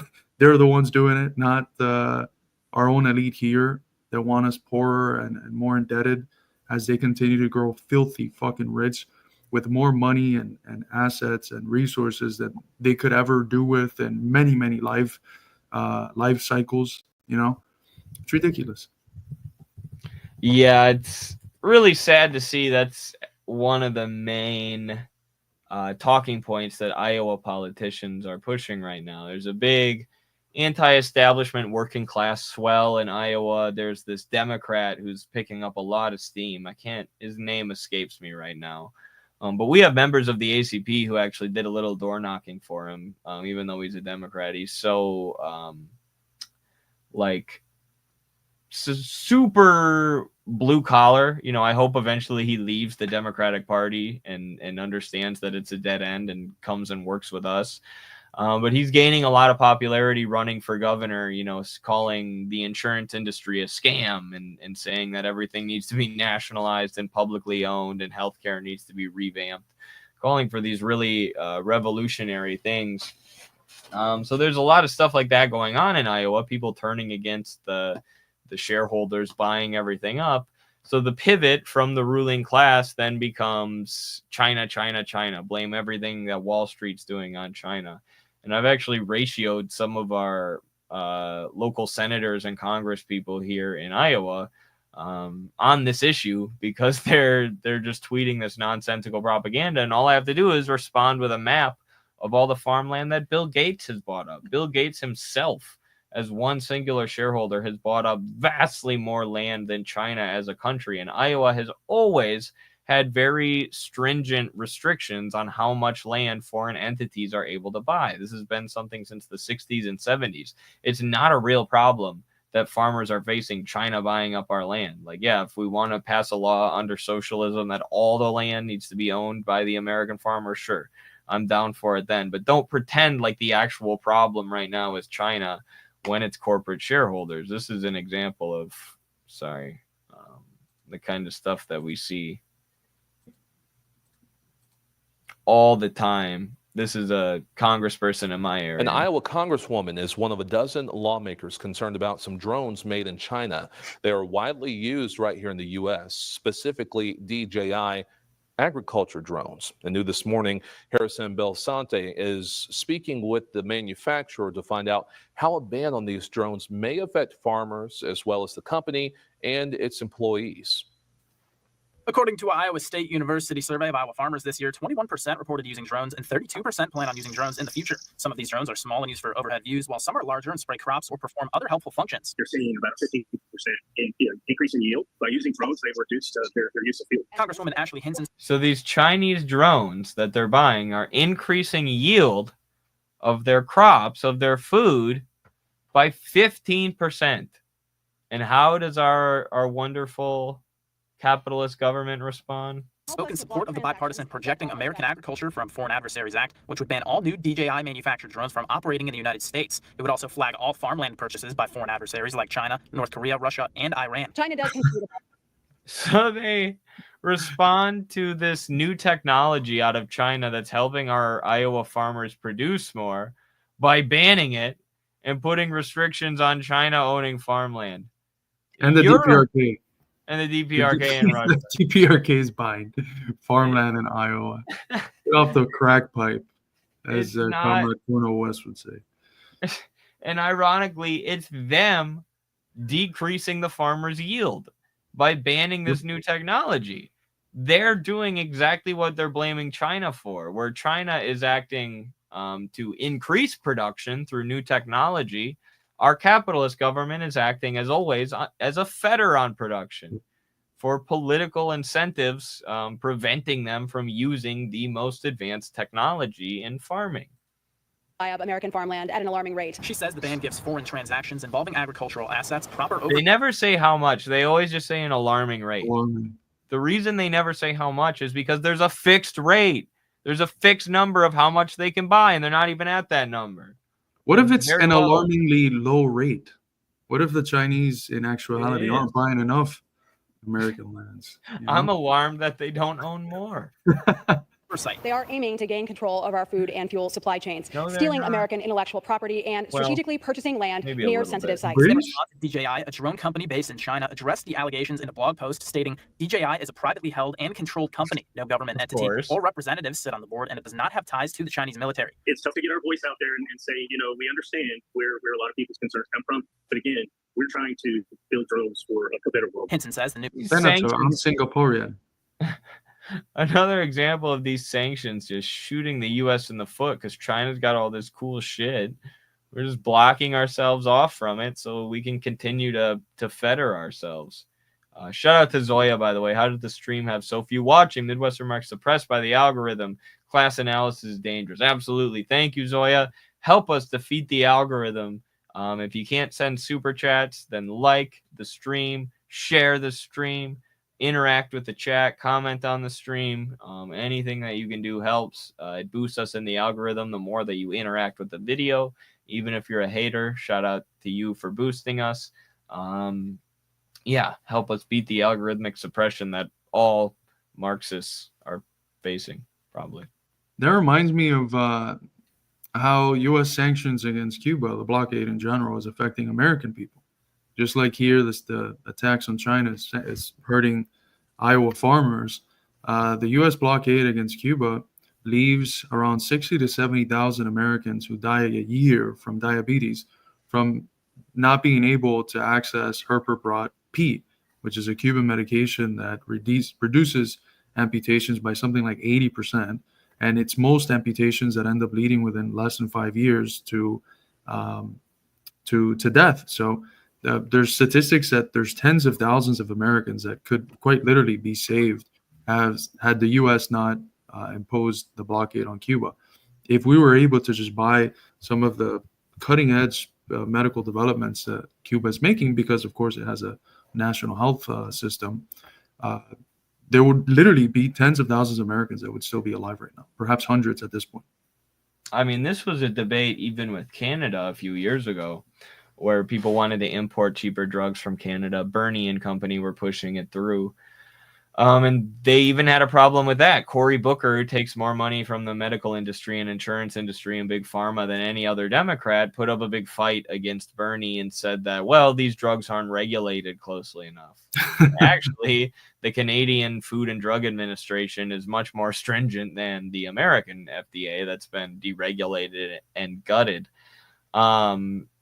So it was just a complete cope. So, if they're not letting us import drugs from our capitalist, liberal, ultra woke rainbow allies in Canada, then they're certainly not going to let us import them from Cuba, which could help the regime. By the way, did you see another hilarious part of that Tucker Carlson Ted Cruz interview was that Ted Cruz said, "I hate communism. The communists tortured my grandpa." Well, actually, he was he was actually tortured under Batista. We had a comrade whose dad, who's not a communist, sent him my edit of it, because I put the Frolic Curb Your Enthusiasm song right after the statement, and he was happy that his dad, who's like not at all a communist, sent him that. He was like, "Holy shit, that's Carlos's account." But yeah, I mean, the same thing happened with Rubio, right? His parents left before the revolution, and his whole political capital is based on him being part of the Cuban diaspora that was affected by the rise of communism or whatever the fuck. It's so ridiculous. These people are so ignorant, whether it comes to Iran or whether it comes to Cuba. All that they know are the talking points that the elite hand down to them. That's pretty much it. They just know what they have to say in order to keep their pockets hefty. And that's it. There's no principle. There's no genuine commitment to any of the narratives. Perhaps Mike Huckabee would know a little bit more. But people like Ted Cruz is just pure idiocy. Yeah, I actually made a video about that with Rubio. A TikTok a while back about how it was actually Batista that his family fled and faced repression from. But you see it a lot with East Europeans too. People in former communist countries will be like, "Oh, I hate communism. It ruined my country. That's why I left in 1995. Everything was so bad. It was okay for a little bit, and then I got so bad." And it's like, well, that's capitalism that you had enforced or induced upon you forcibly by the neoliberal Western countries through their process of what's been called shock therapy. You see it a lot, and I heard even there's a famous comedian, a husband and wife duo, Tom Segura and Christina Lipitsky or something. But she's from Hungary or some East European country, and she said the other day on a podcast, their podcast is called Your Mom's House. She's like, "There's a lot of people where I'm from who miss socialism and miss communism," and they're like, we couldn't buy as many things, but at least it was simple, and we had an easy life and had daycare and healthcare and things like that. It's like, well, of course. And whenever she describes the evils of communism, she's describing these countries in the 90s. She does it all the time, and talks about how terrible these countries were without realizing that it was after the dissolution of communism and the neoliberal shock therapy. Oh, wow. I didn't know that. I hadn't seen Your Mom's House clip. I know she's vehemently anti-communist, so surprised she said something like that. But yeah, I saw the whole interview, and it was interesting because part of what I think Tucker was trying to do, I don't know if he was trying to do it explicitly or not, but was to find common ground so that the people watching could more easily identify where Tucker was coming from, even if they might have been people who perhaps thought that on the issue they were more aligned with Ted Cruz. But he was just hammering him, hammering. And it got to the point where Ted Cruz was forced to do what, of course, they always do, which is just resort to name calling and imply that Tucker Carlson was anti-Semitic for the simple fact of asking, why is it that you, who claimed at the beginning of this interview that your principal value is protecting American national security and defending America, how do you go from that to talking about the reason that you ran was to defend Israel? He wasn't even able to admit that AIPAC was a foreign lobby. No, it's not a foreign lobby. It just has to do with American and Israel relations. Yeah, it's got connections to Netanyahu. Yeah, Netanyahu sometimes tells us what to do, but it's not a foreign lobby. It has nothing to do with a foreign lobby. It's so strange. But I think Tucker gave a masterclass in journalism, and I just wish that every politician, conservative, Democrat, whatever it might be, gets the same treatment from journalists. If they did that, things would be a whole lot better. Yeah, we need more Tucker Carlsons, man. I get that you might have disagreements with him. Like, yeah, he's like a paleocon, and we are Marxist-Leninists.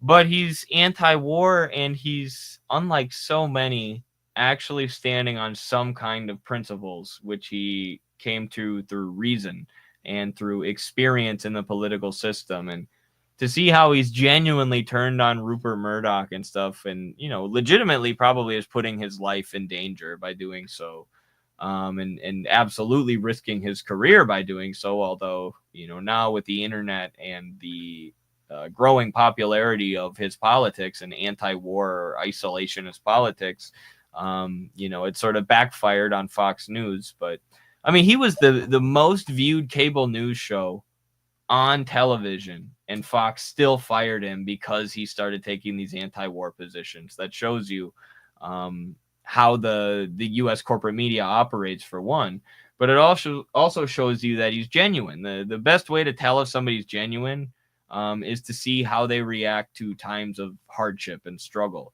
Like when Tulsi is being attacked by Donald Trump and told to push this weapons of mass destruction narrative, she caved, and she did it for power. That's opportunism. Tucker was threatened, had his job threatened, and he chose to be fired in order to keep saying the truth. So I get it, if you don't like the fact that Tucker is pro-life, and he raises money for anti-abortion advocacy on his show. You can disagree with him on that point all you want. But there are more important things going on in the world right now, like an ongoing genocide, and he's standing up against that, and he has a massive, massive influence over a lot of Trump supporters and a lot of people who are socially conservative just like him.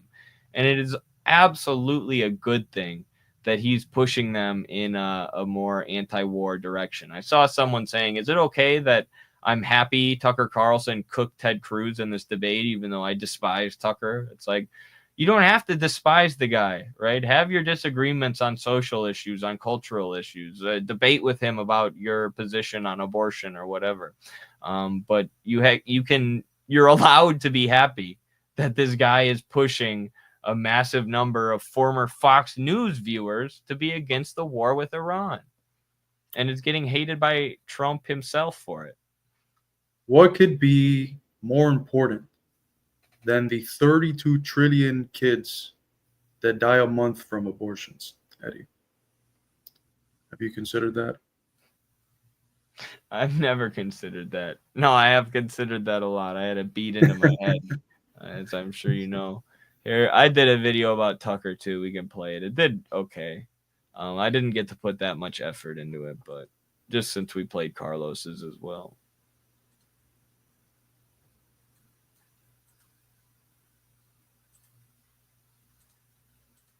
But Tucker Carlson recently exposed the crap out of Tel Aviv Ted Cruz in an interview on his show. Questioned him directly on his AIPAC funding, and of course, Ted Cruz responded by accusing him of anti-Semitism. He's using identity politics like some kind of woke liberal. You asked me why I'm obsessed with Israel. Yep.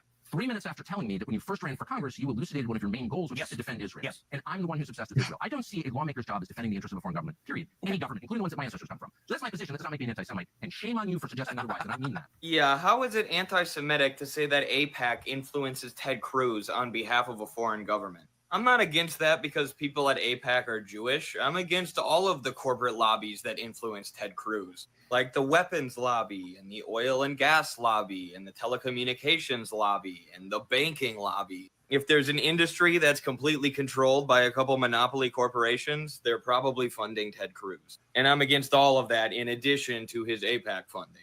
So shout out to Tucker for exposing one of the most corrupt politicians that we have here in America, who has the ear of our president. The Tucker Carlson redemption arc continues. It's a redemption arc. I did another one too, and I love this video. I thought the hook was hilarious, but it didn't work. I didn't get people hooked, but I thought it was cool. Deep within a bleak and dismal swamp, hidden beneath its murky waters, lies the headquarters of the most sinister villains of all time. A Legion of Doom. All right, guys. How are we going to tell the American public war with Iran? Tell them that Iran has weapons of mass destruction. I love it. Yeah, I don't know that filter. they're going to buy that after everything that happened in Iraq. Tell them we finally found the weapons of mass destruction we were looking for. And they were in Iran the whole time. Guys, we have a disaster. Trump is currently getting ratioed on Truth Social for pushing the war. Well, why doesn't he just ban all of his critics for anti-Semitism? I believe that would be considered subverting the First Amendment of the Constitution on behalf of a foreign power. Yes, and what's wrong with that? It sounds great to me, actually. Listen, I know Trump promised to be a free speech candidate and an anti-war candidate, but nothing, and I mean nothing, trumps our love for Israel. That's what I like to hear. I've just ordered ICE to start deporting anyone who won't say Israel first. And guys, Tulsi Gabbard just tweeted that there's no weapons of mass destruction in Iran. Son of a bitch, Tulsi. Can't you just throw her in jail? You know, for being the only democracy in the Middle East, you are very authoritarian. In Israel, you could be jailed just for saying that. And God willing, America will be the same way soon. I salute you, Israel. I can't believe we're going to lose all our support over this bullshit. So it's one of my favorite videos you've ever done. It was literally hilarious. Thank you. Loved it. If people didn't have the attention spans of squirrels, man, they would have thought the intro was funny. That's from Super Friends, my favorite superhero show that I used to watch as a kid and my dad used to watch. What's your guys' opinion on Zohran Mamdani going against the Zios within the New York City mayoral race? Yeah, someone asked me this the other day on TikTok, and it's a good question, important question, because he is galvanizing a lot of support. And I saw a tweet the other day that I agree with that said, unfortunately, Zohran is going to revive a lot of people's hope in the Democratic Party because he technically is running as a Democrat, so he's going to direct a lot of young people's revolutionary energy towards the Democratic Party. No, that can be okay because it can bring them to political maturity. It can allow them to see the pitfalls of the Democratic Party in the way that it coalesces and the elite establishment of the party coalesces against real anti-war, populist pro-worker candidates. So it can be a chance for people to elevate themselves politically, but it can also be act as a way to sheepdog people into an imperialist, pro-capitalist party rather than working outside the two-party system. So at the same time, though, he is anti-Zionist. He is being absolutely attacked. Maybe he's not as anti-Zionist as he should be. He's more anti-Zionist than the other candidates. And for that, he is being, lambasted by the media. But he's, doing the Bernie thing where he's still trying to be respectful to them, and not just going after them hard. That being said, if I was in New York and I had to vote for one of them, I might go out on voting day and vote for him. I would not put in any groundwork like knocking on doors and stuff because I'm not going to put in legwork for the Democratic Party when there's another party working outside of the two-party system that's explicitly Marxist-Leninist, pro-worker, and communist. I would continue my work with the ACP in New York. They're organizing drayage truckers talking to workers in the most important industries. I think this is a more productive use of time than running in a mayoral election or a bourgeois election. So I might go out and vote for him because he is the only candidate who said, if I lived in New York, he's the only candidate who said he wouldn't go to Israel right away after being elected. But I would not put in any groundwork or time and energy because I think it's the opportunity costs are too great. There's too many other things that you could be doing now outside of working with Democrats. If I was in New York, I'd vote for Spiros to be the mayor. Hell yeah, right in Spiros. Comrade Spiros. By the way, did you see the thing that the New York ACP recently did, where they asked very good questions from a panel? I didn't get a chance to watch it. I know what you're talking about.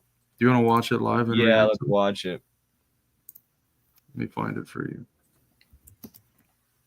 Should be on ACP New York.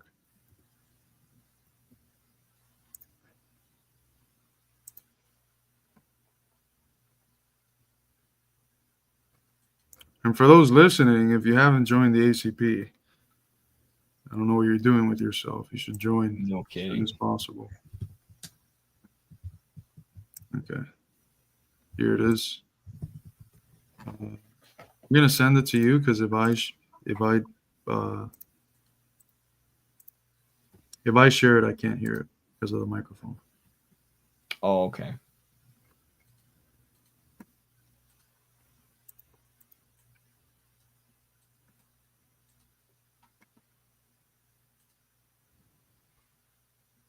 New York State Executive of the American Communist.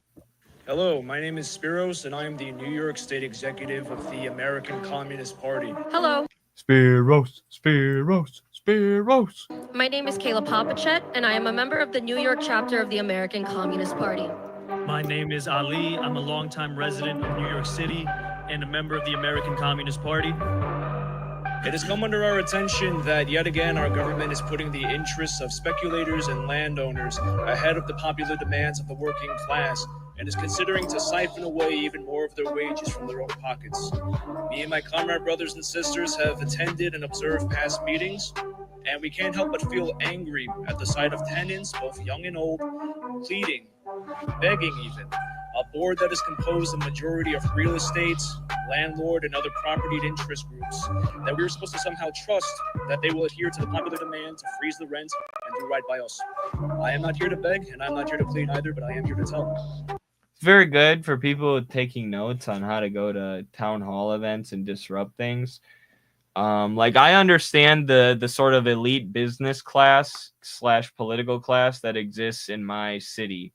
And you can call that out. You can point out that these decisions are being made by propertied interests, and people understand this and probably already have some kind of animosity towards those propertied interests in their city.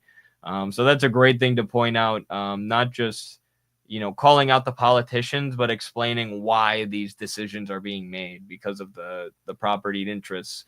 A lot of times we say, go to public events and raise the property question. Ask who benefits economically from the decisions being made. The most recent city data shows that landlords of rent-stabilized units in our city are currently collecting an average of $1,786 per apartment, while only spending actually $1,000 on operating costs, yielding a profit margin of over 35%, all while claiming that they need rent hikes to survive. Now you multiply that by hundreds of units, and you're looking at millions in annual income. And those profits have been rising for the last 3 decades.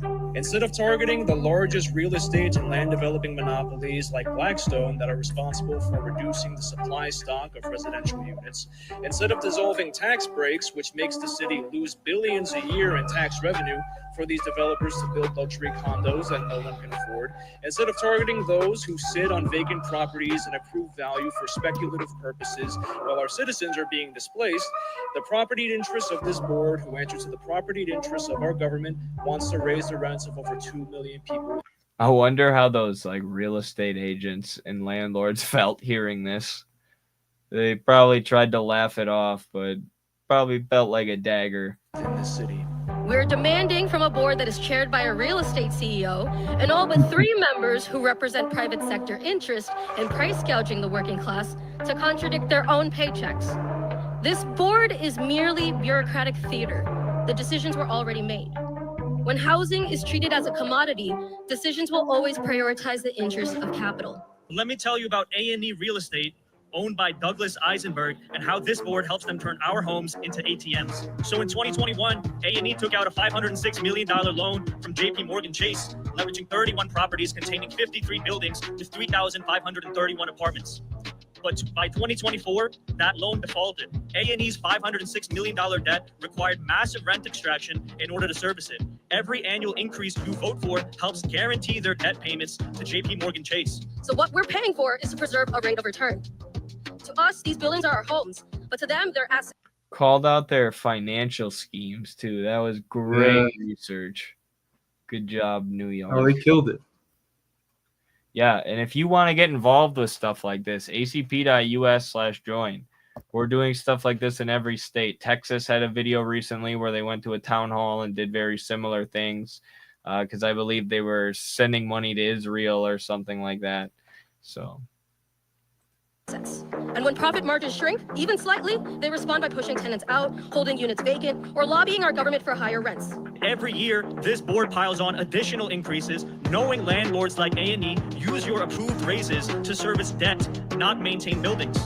In this system, landlords have control over the land that they do not live on and people they don't know. And that control is backed by the law, by the courts, and by this board. This city isn't suffering from a housing shortage. It is a surplus of greed that we're suffering from. And we have to stop asking for mercy and start building real power. This board base. Good job, Caleb. Pretends to protect tenants while being a crucial part of the systematic theft. Rent increases provide the baseline that makes over-leveraged speculation profitable. Just admit what you really are, a protection racket for financial parasites feeding on New York's working class. The writing is on the wall. Raising the rents may not be the straw that breaks the camel's back, but in due time, a crisis will come when workers, let alone those who subsist on welfare, will be unable to deliver those razor-thin profit margins that these capitalists depend on, and all hell will break loose. Housing is for living in, not for speculation. Freeze the rent. Beast. Ends with a Xi Jinping quote. That hard to be better than that. Great research, well edited, good music choice. I'm looking at the media side of things, but super well researched. Pointed out their financial scheming, which is a huge part of the modern economy. Pointed out how all of this is parasitic and value extracted without creating any value. So well done, ACP New York. If that doesn't make you want to join the party, I don't know what will. And there's over 1,500 people here now with us. If you're in America and you actually want to fight to change things, you need to join the ACP. It doesn't matter where you're at. And if you don't have that much time to join and be as active and be an actual cadre, you can always just join and stay as a reserve member. That way you just donate to the party and you create the financial conditions so that we have the ability to print out pamphlets to give to workers, the ability to do food pantries, to donate clothes, to do all of the many different things that we've been doing in basically every city around the country and countrysides and in every part of our country. So join the party. If you're not going to be an active person, that's fine. At least support us by providing us with a financial base to do as much as we possibly can. Other parties have 100 years worth of assets like the CPUSA. Other parties have very wealthy donors, like I'm not going to say the party. The ACP has nothing. The ACP is just pure manpower and sticking it through with a very little bit of resources that we have. So if you want to join the party, but you don't have time to work, you can always just become a reserve member and help to fund the party through that mean, or sign up for the party's journal, which is literally, I think it's the only journal in the English language that's producing that high level of scholarship on a monthly basis, which is completely unheard of, and for the price that it's doing it. You can sign up for $15 a month to get a quality 100-page journal or 100-plus page journal, or $25 if you want a physical copy. So If everyone here doesn't, you have the $15 to do it. All right, you sign up for Netflix for $15. You can spend that on getting educated, on improving yourself, and on supporting our efforts in the ACP. Absolutely. It's not very expensive to become a reserve member. If you truly care about communism, you should be able to scrape that up a little bit of extra money to be a reserve. And then if you put in the work, then you become a cadre member and you don't even have to pay any kind of dues. So, yeah, there's another video from ACP Maryland to give you guys an idea of where the money that is donated either to us, at patreon.com/MidwesternMarks, or the money that is given directly to the ACP by the cadres and recruit members. The only reason I mention our Patreon and stuff is because, we do, us as well as the infrared guys, spend a lot of money, and other people in the e-board spend a lot of money out of pocket to do this stuff. So even the money you give to us through our Patreon account and the super chats and whatever is also going to the party. But either way, this is also the kind of thing that you'll be doing when you join, as you work your way up to being a full-fledged cadre. Good day for it. A good day indeed.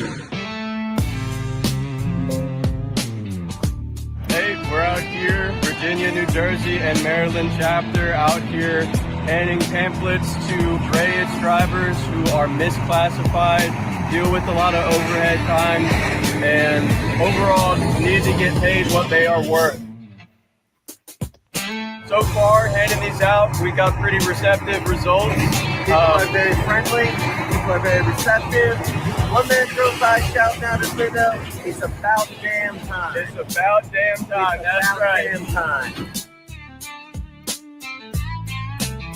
This country was founded with a proud declaration, a Declaration of Independence, and these business owners know that every working man and woman wants that feeling of independence.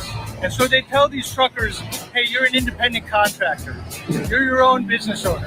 But are they really? These guys sign non-compete agreements with these employers, which basically means they can't work for any other employer. They get trapped in these usurious debt agreements to basically lease the truck, which puts them under very harsh conditions for years.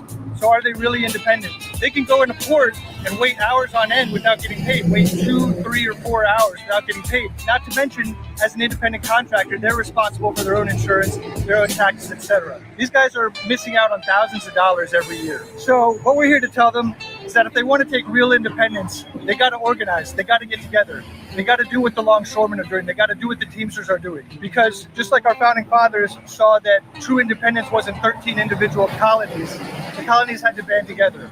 And so that's what we're showing the truck drivers how to do out here. We hope that we'll reach some people here today. We've definitely met some enthusiastic people, and we hope to be back soon. We're down here at the Port of Baltimore. I'm the executive of the Maryland branch of the American Communist Party. We're down here at the Port of Baltimore because the trade truckers here are being exploited by the companies. They're being exploited and misclassified. They're being had to wait long hours without pay, and these highly skilled workers are being treated like unskilled Uber drivers. This cannot be allowed to continue, and we're here to give knowledge to these workers on collective organization so they can improve their conditions. All hours worked, all hours paid.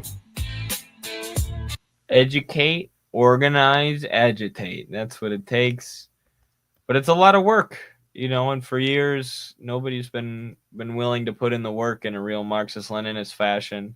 Party leaderships have just sold out, decided to sit on the money that they collect from their members in terms of dues, or the money that they get for supporting the Democratic Party and just tailing the liberals, giving up on the ideals of communism and giving up on the working class in order to tail a rich and powerful party. But we are doing the work of reviving the communist movement in this country, building dual power in the communities, in the workplaces, internationally with our comrades abroad, putting in the work one step at a time on the ground. But the more hands that we have on deck, the more that we can do, the more not just finances we have, but the more labor that we have from you, the more we can cooperate with one another. And the more that we can recruit others and build new connections with different working class groups and organizations and our communities in general. So Join now. Don't put it off. Don't be scared. Don't let the Red Scare anti-communist brainwashing scare you away from fighting in your own interest against maybe the worst, most murderous empire that the world has ever seen. Join the fight now and be on the right side of history. I promise you won't regret it. 100%. And the work we're doing there with the drayage truckers is stuff we're doing all around the country. Go follow each one of our chapters, and you'll see that all of them are doing amazing things just like that, to serve their communities, to serve the working class and their local, locally, and to show through actions, through deeds, what communists are all about, not through rhetoric and cheap words and nice statements, but through actual deeds. We're the people that are here to support our communities, to support the working class, to fight for the working man and woman of this country. And you might have an impression of us initially because of the dirty and scary C word, but we're going to show you through our deeds, through our actions, what we're actually about and why we're the only force that you should get behind if you're a working class American. Absolutely. Couldn't have said it better myself. And if you want to see what we're doing, we're now on Instagram at ACP Maine, Facebook at ACP Maine, and X, of course. All of our X statements now get posted everywhere else. So if it's not X that you use, if you're on other platforms, we're available there. We also have a Facebook group that's very active that you can join if you want to interact with other people. And a lot of times on Facebook, you can see people's faces as well. So it's a little bit more personal than X, where you have all these like weird anime profile pictures. And, a lot of people are just anonymous. Even the normal people are anonymous. So yeah, follow us on whatever platform you like that you want to follow. Soon we're hopefully going to be expanding to more chapter social media accounts too, so we can be flooding every social media app with the good work that we're doing. But yeah, make sure you join acp.us. And I'll do one more shout out too, since we've shouted out the party a lot. If you want to support us specifically and the work that we're doing, the best way to do so without getting money stolen from you by some social media platform like YouTube is to support us on patreon.com/MidwesternMarks. You can be like a $2 supporter, $5 or $10. If you're a $10 supporter, you get Carlos's book, The Purity, Fetish, and the Crisis of Western Marxism, the most important Marxist book written in the last 2 decades. You can get it for $10 in ebook form right here on the Patreon. And also, this is a new thing, folks. There is a ton of exclusive Eddie Liger short content, a ton of exclusive Eddie Liger TikToks now, reviewing movies like Avatar, doing Q&As, talking about things that I can't show on TikTok, like these LA gangsters who fought in Syria. So patreon.com/MidwesternMarks if you want to support the work that we're doing specifically. And as I said, all that work is, used to bolster the party, and all the money that we have is put at the disposal of the party as well. So Melly reposted us. Thank you, Melly. Appreciate you. But yeah. Any other topics you want to hit today, Carlos? No, I think we covered everything pretty thoroughly. Now we just wait and see what Iran's response is going to be and do our best to pressure our fellow working class Americans to not support this agenda of war. We'll also see what Trump's actual intentions were with these bombings. We kind of brought it into question of what it could potentially be, the different things it could potentially be.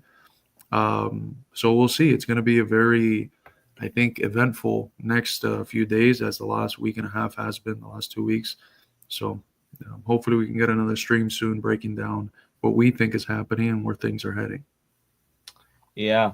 What do you think about the fact that Iran is socially conservative and Israel seems to promote intersectionality way more?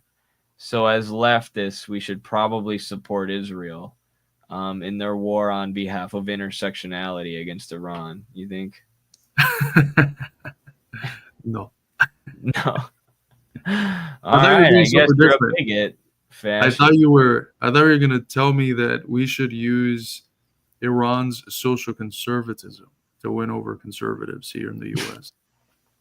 It's not a bad idea. I did explain to someone earlier, that Christian girl I was talking to,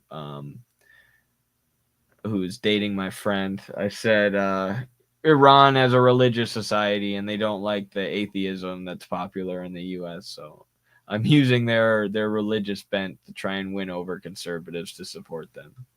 There were some conservatives that were mad at the Ayatollah because in 2013 he tweeted that women are stronger than men. Yes. He also tweeted like all this positive stuff about Jesus that's now being dug up, literally for what we were just talking about, to win over social conservatives and Christians in America to Iran. Pretty wild. And stuff about BLM when I think George Floyd was murdered. I think, I forget what it was, but I don't know if it was during the Iranian Revolution, but the only prisoners that they let go, for at the beginning at least, were like black prisoners, because they're like, you guys have it hard enough in America where you're basically colonized. Here you go, you can go back. Everyone else has to stay. Seems like a fair solution. Yeah, people kept saying, "Oh, okay, Ayatollah, I wasn't familiar with your game." But it's funny, that meme is actually telling. Like, we keep saying lately, you can't be neutral on a moving train, because like so many people are waking up the more events that happen in the world. It's like all these people weren't actually familiar with the Ayatollah's game. They weren't familiar with what the Iranian Revolution was all about, and its anti-Western, anti-imperialist bent.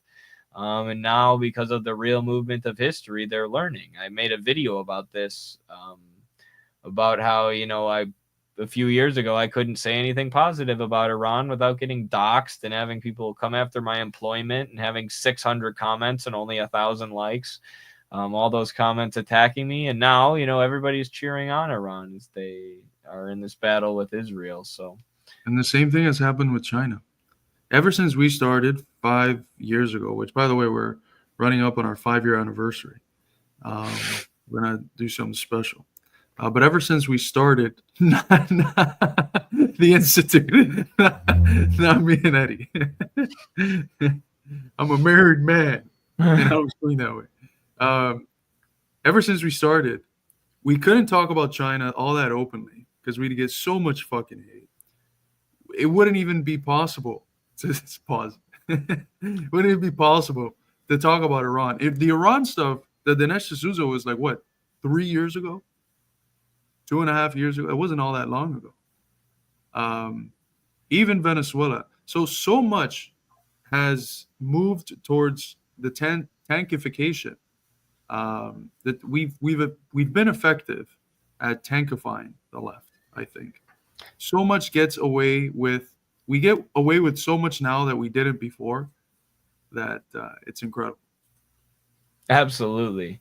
Should we show the ContraPoints tweet or should we not? Yeah. Okay.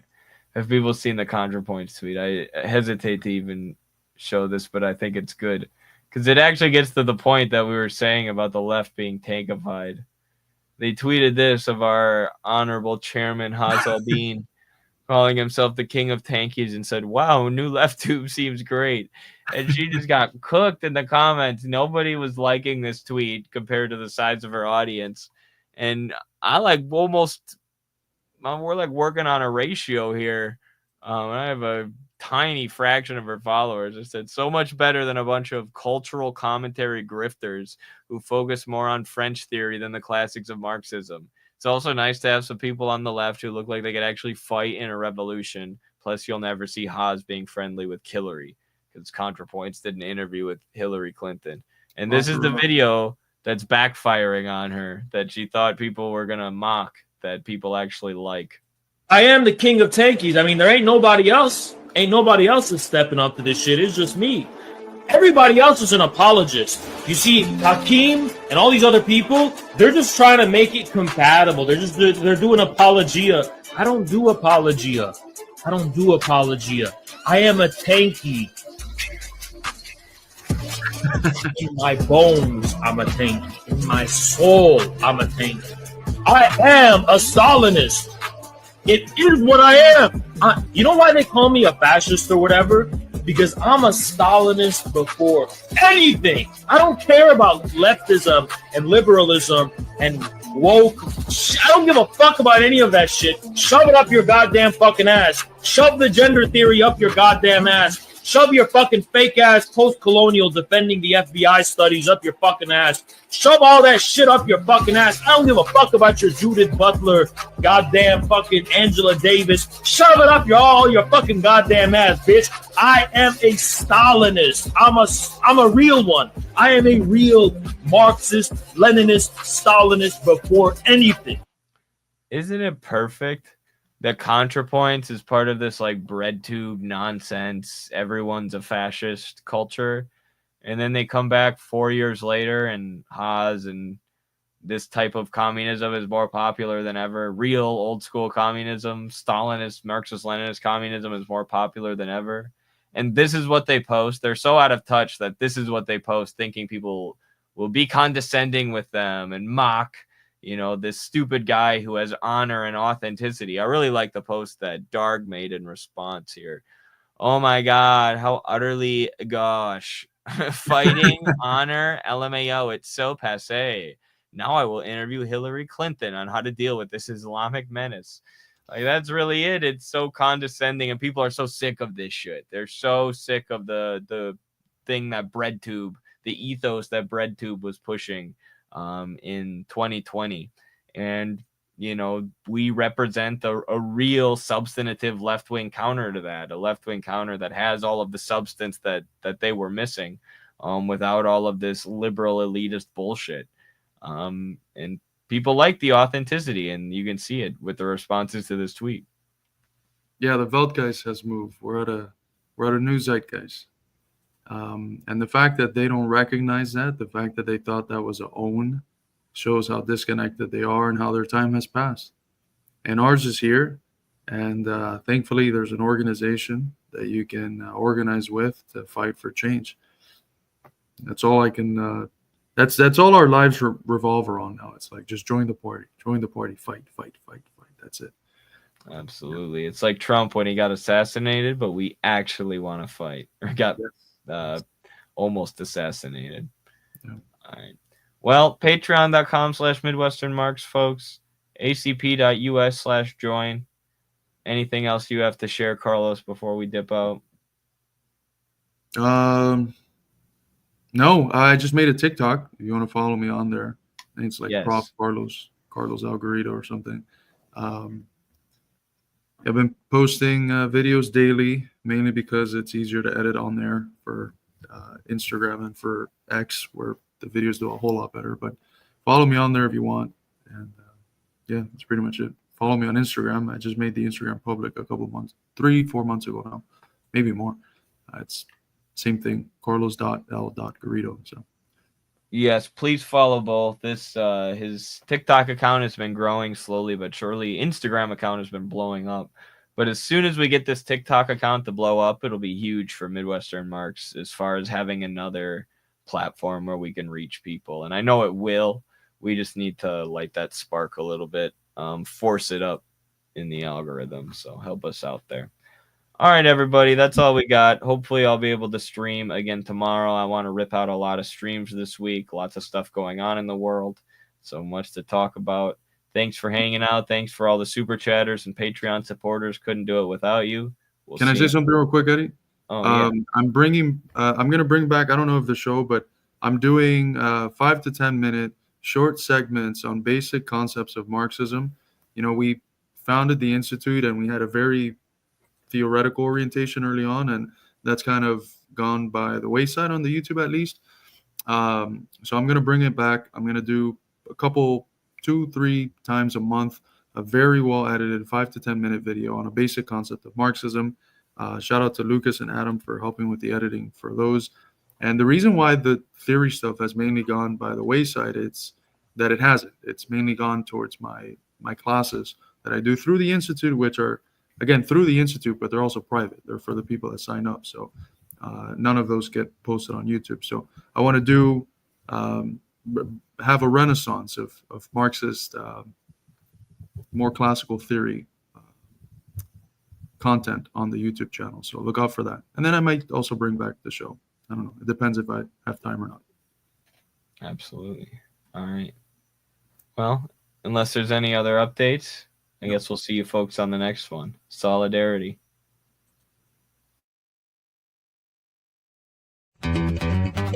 Stand up, all victims of oppression, for the tyrants fear your might.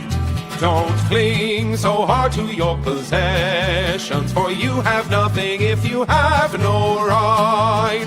Let racist ignorance be ended, for respect makes the empires fall. Freedom is merely privilege extended, unless enjoyed by one and all. So come, brothers and sisters, for the struggle carries on.